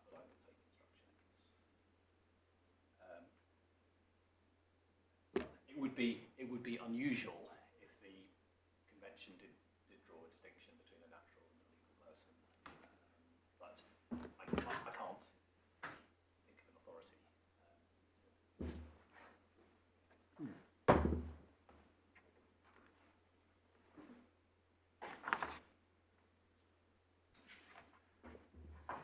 So, grounds 5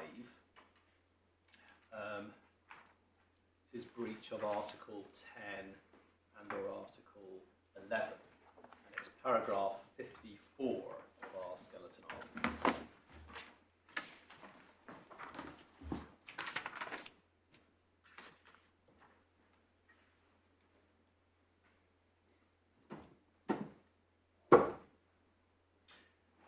Now, the court will apprehend, I hope, that the main reason why, there were two main reasons we rely on Article 10 and Article 11. Firstly, because of difficulties, potential difficulties in coming with an Article 14, and secondly, because the arguments as to margin of appreciation are much clearer when one is dealing with Article 10 or Article 11, which are provisions where neither Strasbourg nor the domestic court apply a broad margin, and certainly no suggestion of the manifestly without reasonable foundation test. So it may assist us when it comes to justification if there's an Article 10 or 11 interference as well. The first tier tribunal found as a fact, and I showed you paragraph 45 a little earlier on, that a donation to a political party is an action which a person would naturally take as an outward expression of their political views. That's more or less word for word from paragraph 45. Paragraph 46, the tribunal held that donation to a political party is an action taken as a direct consequence of holding political views.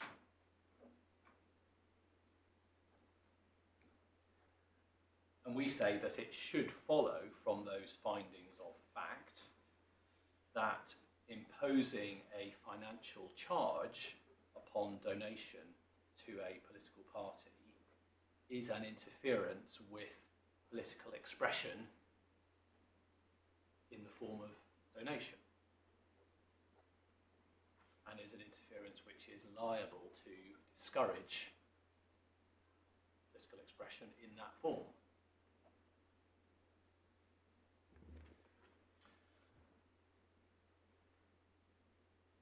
The first tier tribunal didn't decide formally whether Article 10 was interfered with.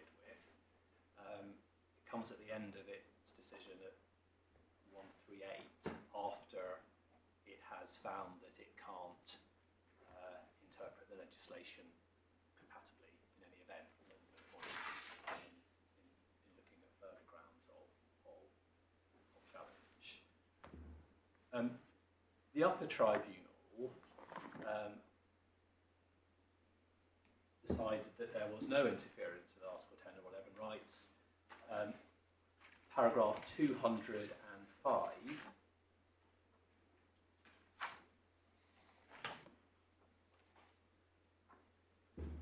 and following. 205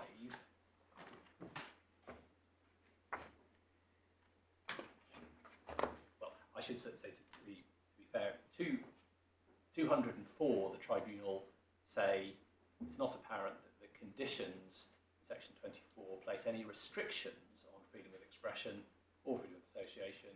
The existence of a tax charge does not obviously restrict the expression of any opinion or the ability to associate, whether with UKIP or anyone else. There's also no evidence to support the argument that Mr. Banks was in fact deterred from expressing opinions or supporting UKIP, whether by making donations or otherwise. My learned junior submitted that it was self-evident, then that the imposition of a tax charge deterred donation to political parties, even though Mr. Banks had in fact donated. And my learned junior cited two authorities on the well-known principle that there can be an interference with freedom of expression after the event, where somebody hasn't been deterred from expressing themselves, but then suffers some penalty or sanction ex post facto.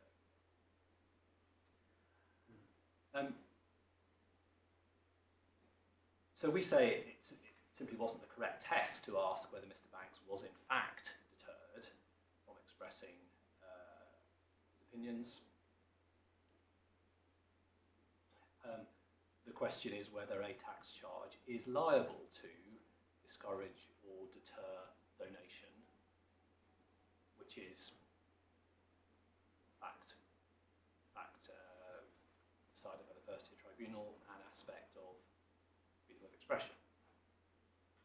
And I think the points on evidence, and do we have to provide evidence that potential donors have actually been deterred, we say, well, that's the same point as arose under Article 14, Indirect Discrimination. It is integral to the revenue's justification of Section 24 that it encourages donations to certain political parties, and therefore, other side of the coin, does not encourage or discourages donations to others.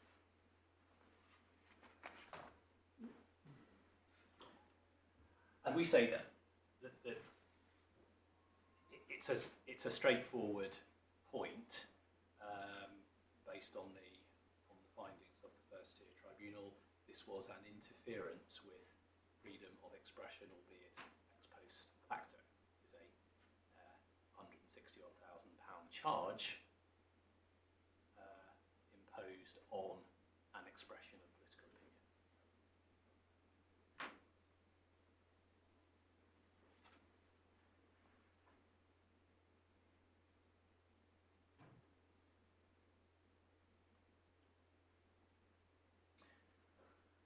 The Article 11 point is a UKIP point, in the sense of it focuses on the impact of Section 24 on UKIP as a political party, which at the material time was not able to benefit from tax-free inheritance tax-free donations.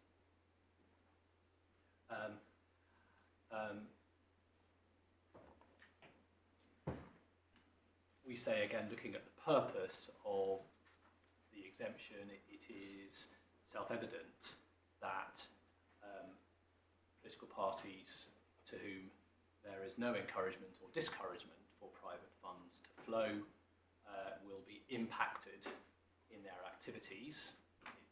It may be limited impact, but it is an impact, and that is sufficient to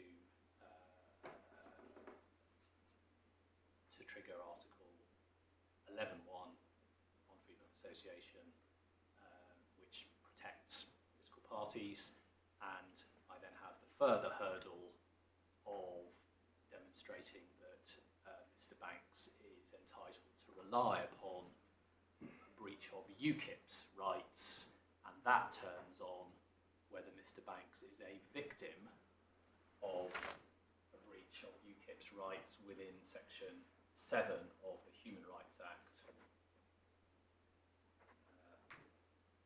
Bundle 1, tab 4.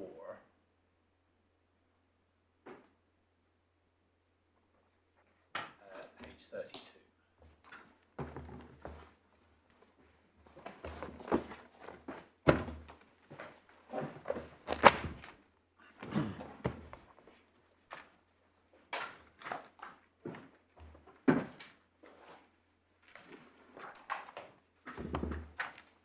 Mr. Banks is entitled to claim, Section 7.1, that a public authority, HMRC, has acted in a way which is made unlawful by Section 6 as being incompatible with convention rights by bringing proceedings, as he is or would be a victim of the unlawful act.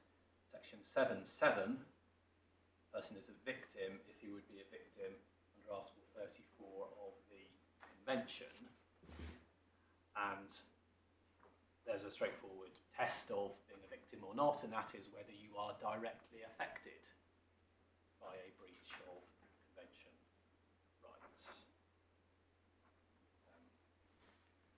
We've got some authorities in the bundle, but I don't think we need to go to it for that test, which is common ground.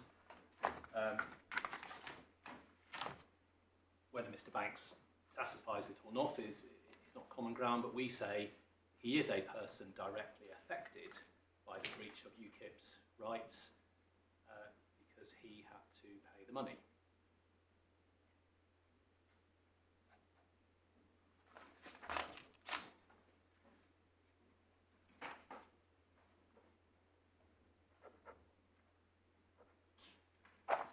So that's ground 5. I then turn to ground 4, which is justification of a breach of convention. The test of justification, as is well known, is a proportionality test, and it has 4 stages, which can be conveniently seen in the case of SC in Bundle 2, tab 44.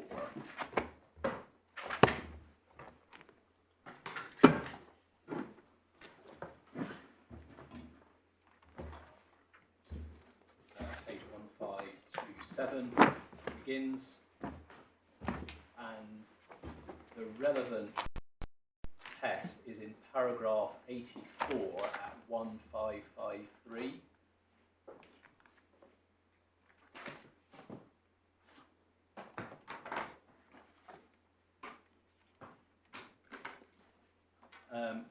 Where Is this the case that's gone to the Supreme Yes. Court?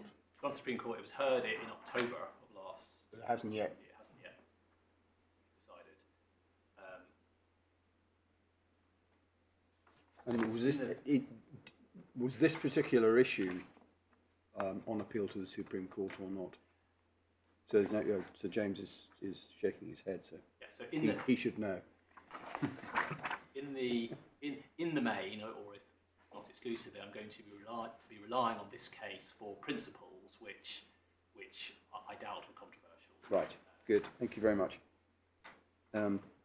So the test of proportionality, paragraph 84, according to settled case law of, I'm sorry, take one step back. 83, the last and critical question which determines whether the legislation imposing the 2-child limit is compatible with Article 14 is whether there is an objective and reasonable justification for the differences in treatment to which the measure gives rise. Two differences in treatment that he's concerned with, and the test in 84, the question whether there is an objective and reasonable justification for the difference in treatment is to be judged by whether it pursues a legitimate relationship of proportionality between the aim and the means employed to realise it.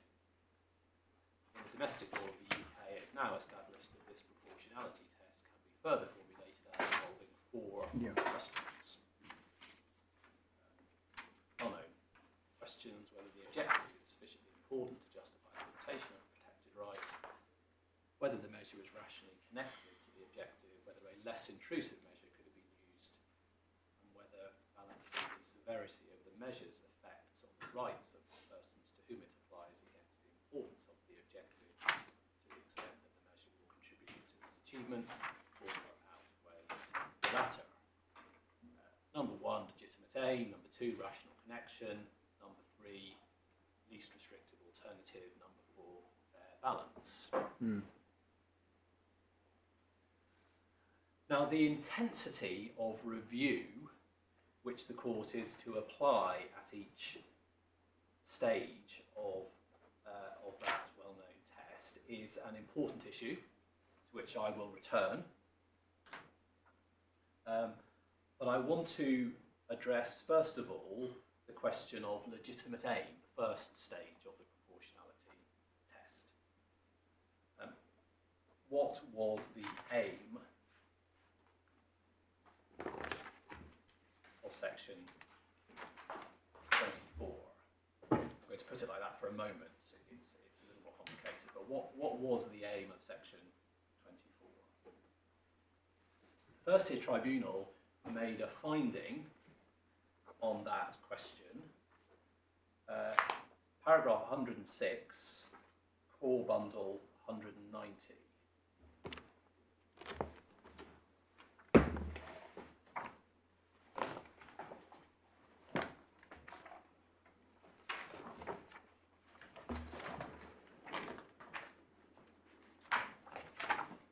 And it's the final two sentences of paragraph 106.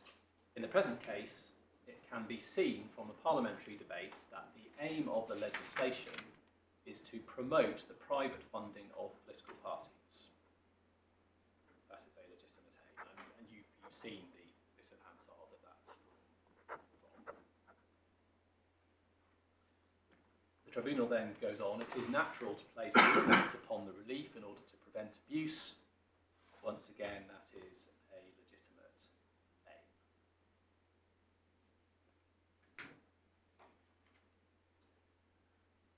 aim.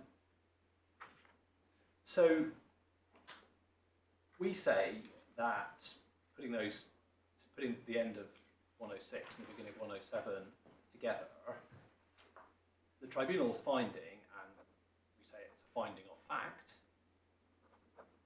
was that the aim of section 24 is to promote the private funding of political parties whilst imposing limits to prevent abuse.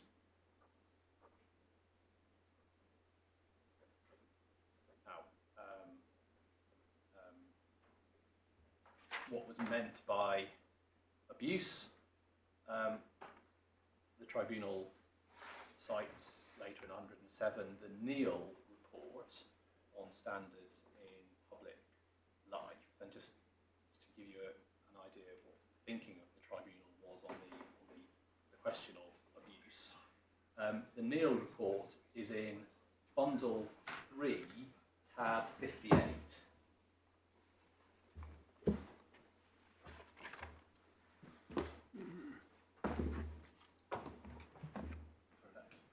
Bundle 3, tab 58. So it's the Neal report, 5th report of the Committee on Standards in Public Life, and the relevant paragraph is on 2148.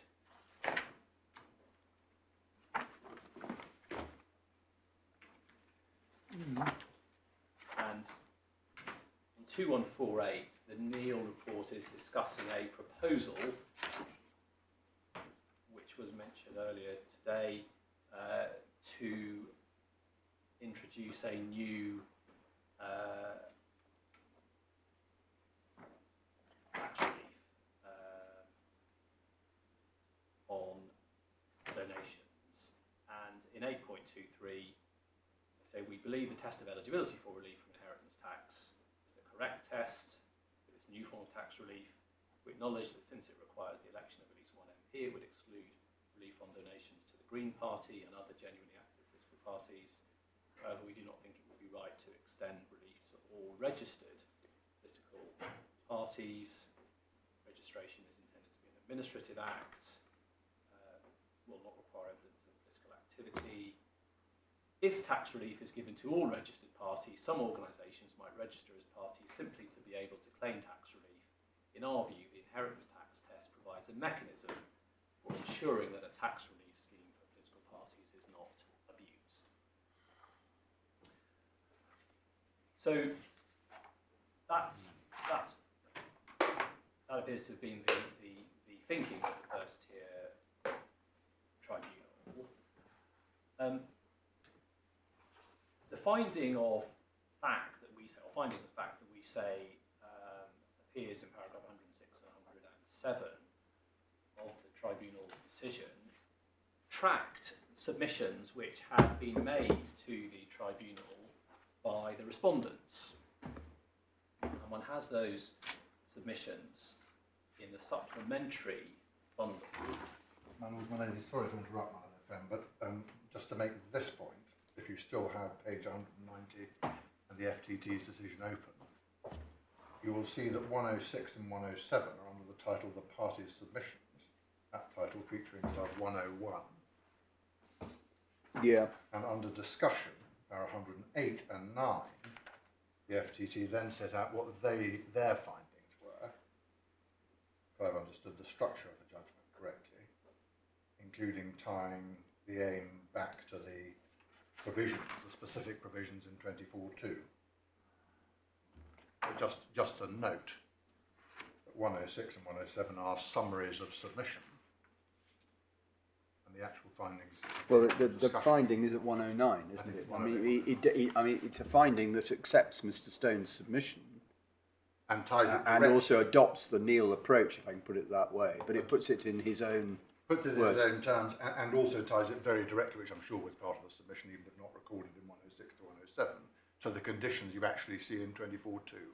Yeah. Yes, I'm sorry, Sir James is quite right. It's the finding is so that you're slightly awry on that one, Mr. Coppell, by saying they were findings of fact, because they can't be. They're submissions. So we need to look for findings of fact, if there are any. Yes. Elsewhere. Which is, well, it's the... 109, isn't it? It's in 109. I agree with Mr. Stone that the aim of the legislation is evident in the words of the statute, namely to promote private funding of political parties, the definition of political parties which qualifies designed to ensure what may be a valuable tax relief is limited to prevent abuse of the relief. So restricting donations, those political parties play a meaningful role within national political debate. Yes. So the it does so is the tribunal's description of the effect, what Section 24 actually does, so, but it's not the aim. Section 24. The aim of Section 24 is to promote private funding of political parties whilst preventing abuse. Well, the aim is to promote private funding of political parties whilst avoiding the abuse by restricting donations to those political parties that play a meaningful role within national political debate. Well, now that's what I don't accept. I don't accept that it is important. I mean, in fact, this particular description. I don't understand that submission. I'm sorry, because if we're focusing on paragraph 109, promote private funding of political parties, and then the very next words, the definition of political parties. So it's not, you can't simply isolate the sentence, I agree with Mr. Stone, ending in political parties, as in parties, because he goes on to say the definition of political parties, in other words, the ones which is the aim of the legislation to promote, are those which satisfy the particular criterion or condition.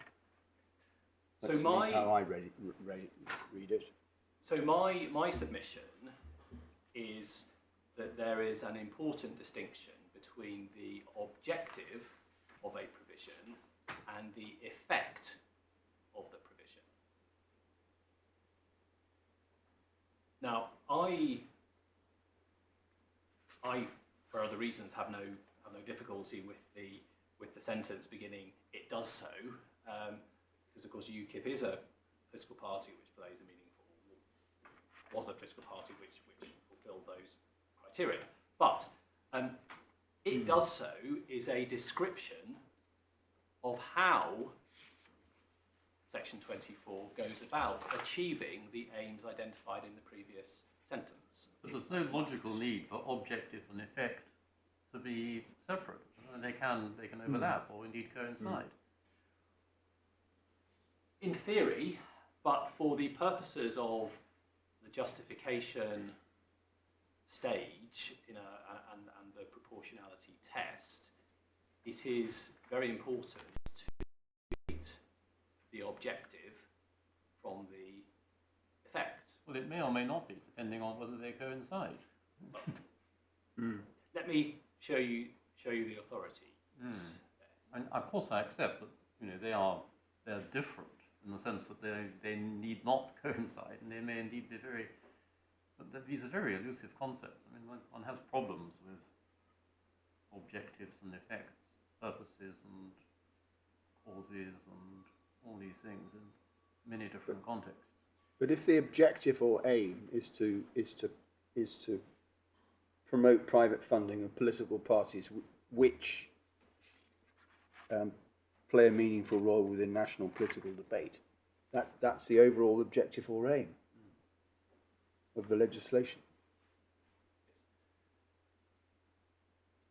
So, let me. It was never intended to just promote private funding of political parties, period, for the very reason that it may not have been articulated quite as clearly in the Hansard debate, but if we look at what Lord Neil's report says, you can see why you would want to restrict it, to avoid abuse.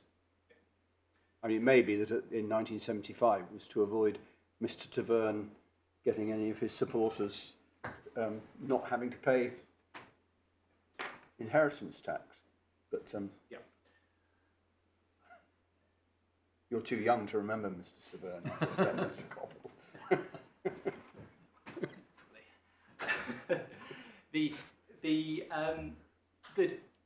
Some of the difficulty arises, I fully accept, from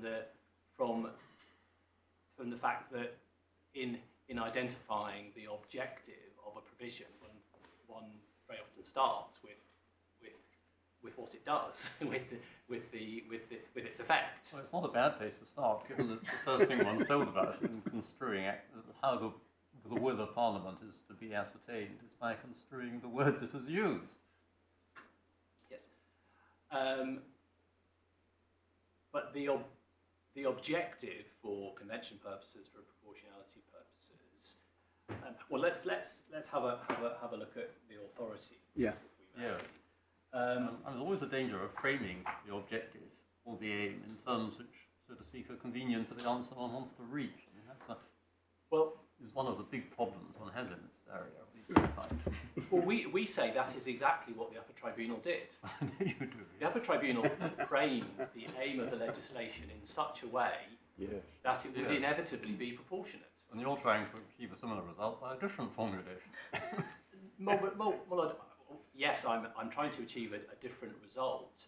But what I'm trying to achieve as a matter of analysis is a meaningful debate about proportionality, which is not prejudged and eliminated by defining the objective in such narrow terms that the rest of the test follows as a matter of course. So which case you want to look at? So, Wilson, in the House of Lords, Bundle 1, tab 15.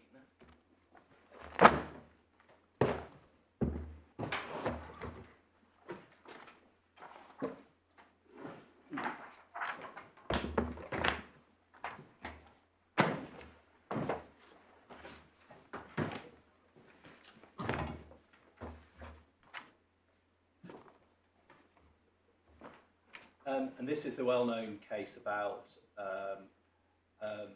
consumer credit agreements being held unenforceable, pawnbrokers agreement being held unenforceable because of being executed in the wrong format. 287, you'll see the relevant statutory provision which was being analysed at paragraph 100 in Lord Hope's judgment. Sorry, page 287. 287.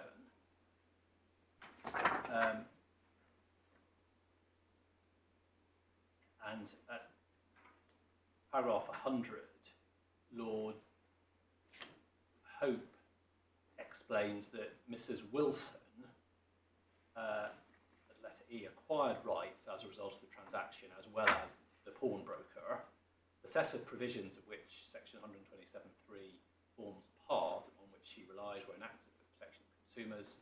Section 61.1 provides that a regulated agreement is not properly executed unless it satisfies certain requirements. Then the requirements are set out. Section 65.1, an improperly executed agreement is enforceable against the debtor on an order of the court only.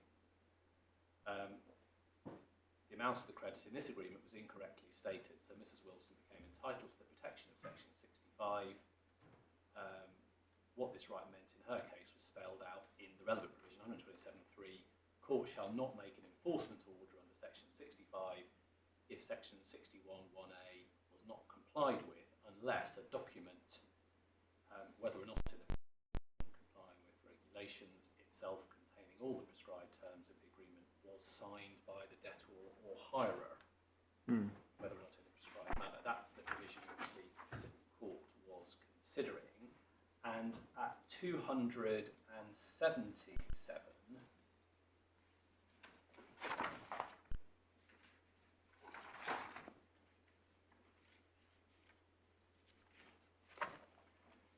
Lord Nichols, in paragraph 61, the Human Rights Act requires the court to exercise a new role in respect of primary legislation.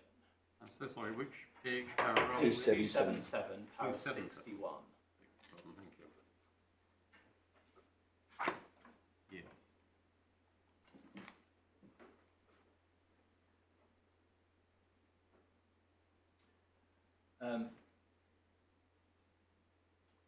This new role is fundamentally different from interpreting and applying legislation. The courts are now required to evaluate the effect of primary legislation in terms of convention rights, where appropriate make a formal declaration of incompatibility. Carrying out this evaluation, the court has to compare the effect of the legislation with the convention right. If the legislation impinges upon a convention right, the court must then compare the policy objective of the legislation with the policy objective which under the convention justify infringement of the convention right. When making these two comparisons, the court will look primarily at the legislation, but not exclusively so. Convention rights are concerned with practicalities. When identifying the practical effects of an impugned statutory provision, the court will look outside statute in order to see the complete picture, as already instanced in the present case regarding the possible availability of a restitutionary remedy. And then this. As to the objective of the statute, at one level this will be coincident with its effect. At this level, the object of section 127.3 is to prevent an enforcement order being made when the circumstances specified in that provision apply. But that is not the relevant level for convention purposes.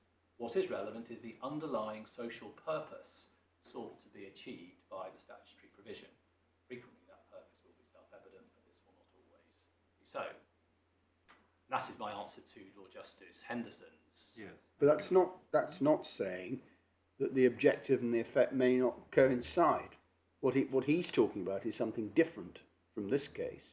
He's saying the statute may say what it says about it being unenforceable unless X, Y, and Z. That's the effect of what the statute says. But it's no answer to say that that's just the objective or aim of it, because the objective or aim of it is a much broader social issue of protection of consumers against money lenders or pawnbrokers. But here, I mean, you're faced with a statute which says what it says. Well, and if what you want to try to say is, well, the objective of it is broader because it's to promote donations to political parties, full stop, you'll be met by the argument, well, that's inconsistent with what the statute itself says, so it can't be the objective. Well, Lord, it's not with respect inconsistent with what the statute says. It is identifying the underlying social purpose. So we would say that the objective of section 24 is not and cannot be to exempt donations to political parties which have 2 MPs elected at the last general election or 1 MP and 150,000 votes. That's not the objective. It can't be the objective. That's not the underlying social purpose. The underlying social purpose must be, we submit, broader than that, and is what the terms of Section 24 are seeking to achieve. And the underlying social purpose, fundamentally, we would say, is encouraging private donation to political parties. Now, it may be a wholly proportionate way to do that, to restrict the parties who benefit to those with 2 MPs, etc. But you can't meaningfully, we submit, start off with a complete description of the effect of the legislation as its objective, because one just, they might as well stop there. It's not the underlying social purpose, and it deprives the remaining stages of the test. Is there a rational connection between the objective of the legislation and its effect? Well, on the Upper Tribunal's approach, the objective is the same as the effect, so that's not meaningful. The next stage, is there a less restrictive alternative for achieving the objective? Well, if you've defined the objective in precisely the terms of the legislation, then there isn't any less restrictive alternative. But there might be a less restrictive alternative of achieving the underlying social purpose. Similarly, fair balance. It's not a meaningful question if you've defined the objective as the full effect of the provision that you're addressing. So it's underlying social purpose. We've got 2 other authorities in the bundle on this issue. One of them I can take from my skeleton is the Supreme Court in Brewster, and that's paragraph 38.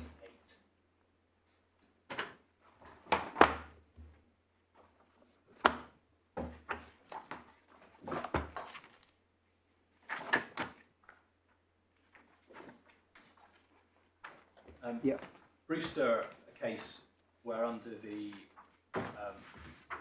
local government pension scheme in Northern Ireland, cohabiting couples had to have completed a nomination form as a condition of a valid claim to a survivor's pension, i.e. before the member of the scheme died, she had to nominate their cohabitee, whereas a pension would be paid to the survivor of a marriage or civil partnership without nomination.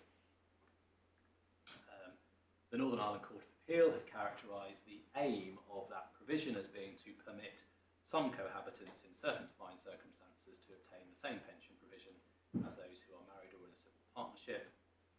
Lord Kerr took the view that the Northern Ireland Court of Appeal had confused the aim of the legislation with the means employed to achieve the aim. And I've set out the paragraph 35 of his judgment. The error of the government's submission on this point, and with respect to Higgins LJ's characterisation of the aim of the regulations on this aspect, is to confuse the aim with the means employed to achieve it, permitting some cohabitants in certain defined circumstances to obtain the same pension provision as married or civil partner survivors, is the way in which unjustified discrimination is avoided. So the underlying social purpose was bringing to an end unjustified discrimination between cohabitee survivors and married survivors, survivors. The essential question, therefore, is whether imposing a nomination requirement in fact conduces to unwarranted divergence of treatment or to its removal. So a clear example of aim with means employed to achieve it.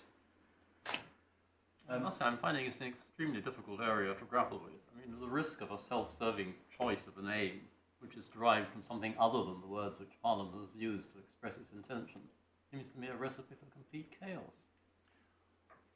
Well, my Lord, very often one ascertains the aim of legislation, not from, or certainly not just from the legislation itself, but of course, there may be a mischief you can find by looking at green papers and other preparatory materials. I accept that, and that can help you in construing the legislation. Yes. And in the context of the Consumer Credit Act, I think I'm right in saying that it's quite clear from the preamble to the Act that it had the social objective which was identified by Lord Nichols in his speech.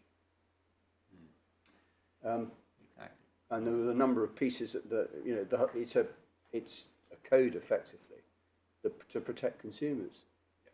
But so you can understand the broader social objective. It's obvious, but as my Lord says, I think we're in much more difficult territory here. Yes, and we don't have a ministerial speech in Parliament saying this provision's a jolly good idea because it achieves X. What we have is Mr. Lawson saying, be consistent, you should be encouraging private funds flowing to political parties. You said there was another case you were going to refer us to. So Lumsden? Yes, Lumsden. So that...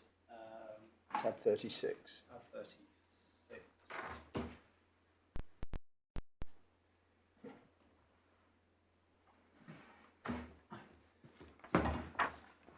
So this is the case about the quality assurance scheme for advocates in the criminal courts. Yeah.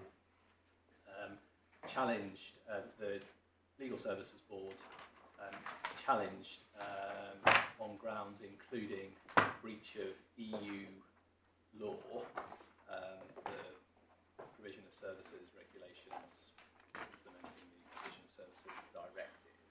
And one sees that letter G on the first page. And the issues raised included whether the objectives pursued could be attained by means of a less restrictive measure. 1155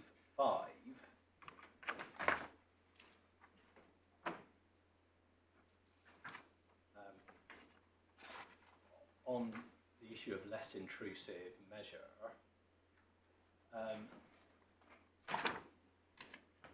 addressing the argument that it had not been shown that there was no less intrusive means of achieving the aims pursued by the scheme, the Court of Appeal correctly observed that it was not the law that unless the least intrusive measure was selected, the decision was necessarily disproportionate. Rather, the question was whether a less intrusive measure could have been used without unacceptably compromising the objective of improving the standards of advocacy in criminal courts, para 105, stressing the argument that the BSB proposal would have been an equally effective and less onerous alternative to the scheme. The court stated, 107,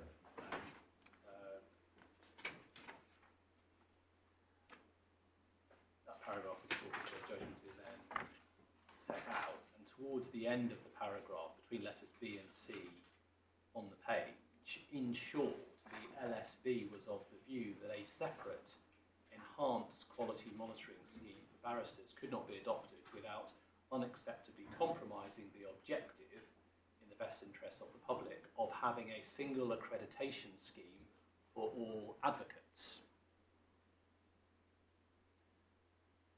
So, what the Court of Appeal to characterise the objective of the Legal Services Board as having a single accreditation scheme for all advocates, and against that background, was it the least restrictive alternative for achieving the objective of having a single accreditation scheme for all advocates to have a single accreditation scheme for all advocates? The answer was obvious, and as this is then explained at 106, the problem with its reasoning is that having earlier identified the objective as being to improve the standards of advocacy in the criminal courts, the court here treated the objective as being to have a single accreditation scheme for all advocates. That cannot, however, be a relevant objective for the purposes of the directive. Having an authorisation scheme is not an objective in itself. It has to be justified by some other overriding reason relating to the public interest. Protection of consumers, recipients of services, safeguarding the sound administration of justice. The application of a scheme on a consistent basis to all criminal advocates might be necessary in order for the scheme to achieve those objectives effectively. It might also be necessary for the scheme to comply with the requirement in Article 9(1)(a) that it must not discriminate against the provider in question. The court did not, however, address those issues.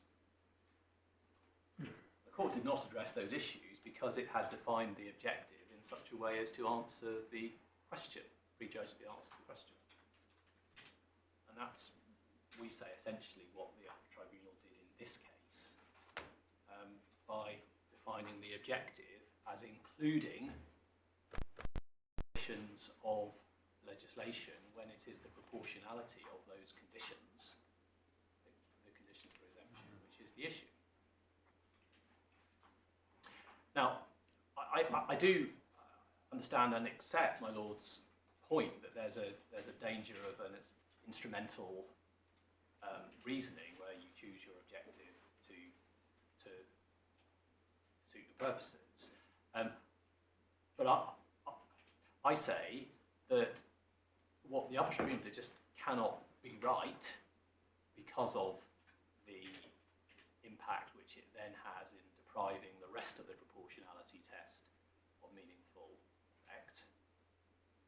And my objective, indeed the First Tier Tribunal's objective, which I say it find as a matter of fact, is drawn directly from Hansard. Do we have to look at the objective or aim as at the date when the statute's passed, don't we? Yes. Yes, that is in my submission, it's a question of fact as to what was.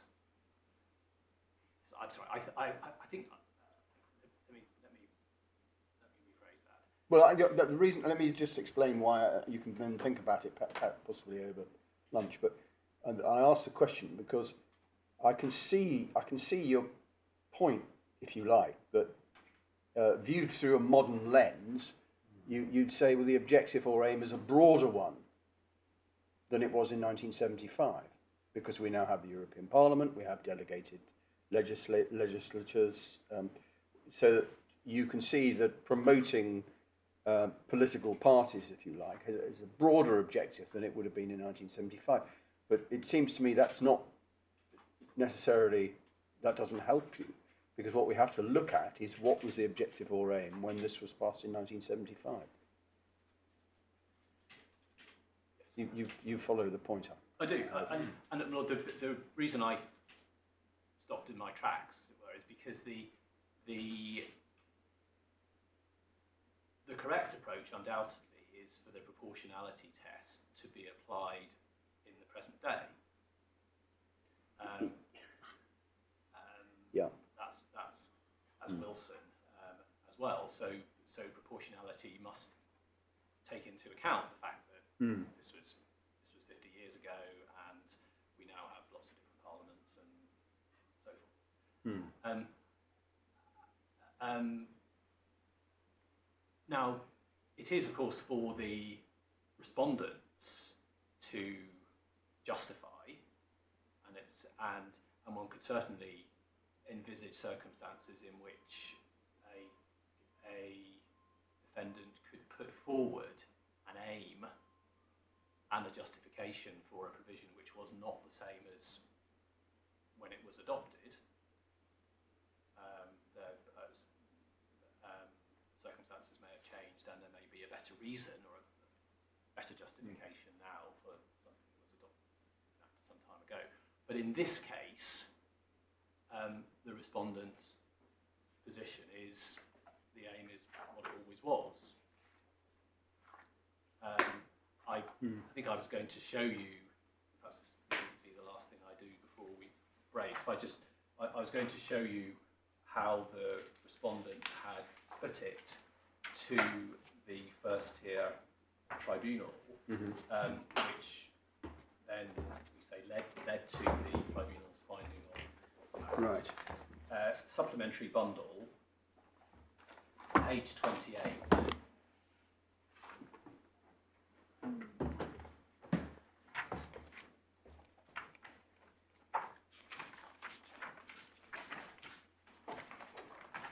Yeah. Paragraph 45. It's not disputed by the appellant that it is appropriate to have a tax exemption for donations to political parties which pursues a legitimate aim of encouraging private financing of political parties. Nor does it appear to be disputed there needs to be some control measure in place in order to define what constitutes a political party for these purposes. Yeah. So what the First Tier Tribunal has done, and I suppose one saw that from the terms of its decision, is to accept what the respondents were saying the aim was.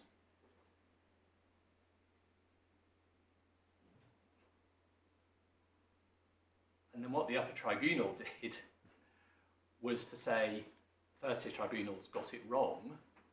This is not the aim is much more specific. And my first complaint about that is that that is an impermissible interference with a finding of fact.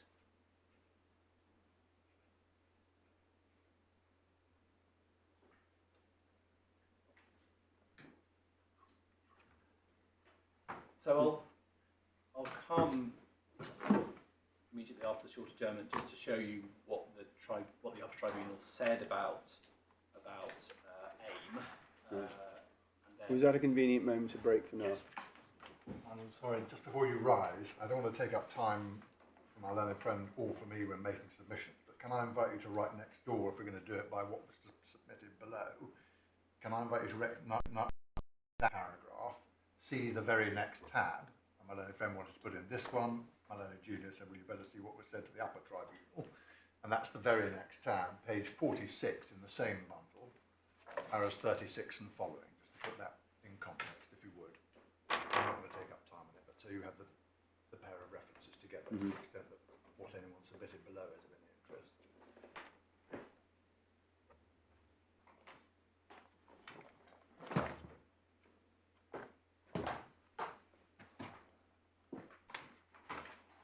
Right. Okay. Let's say 2 o'clock. Please. All rise.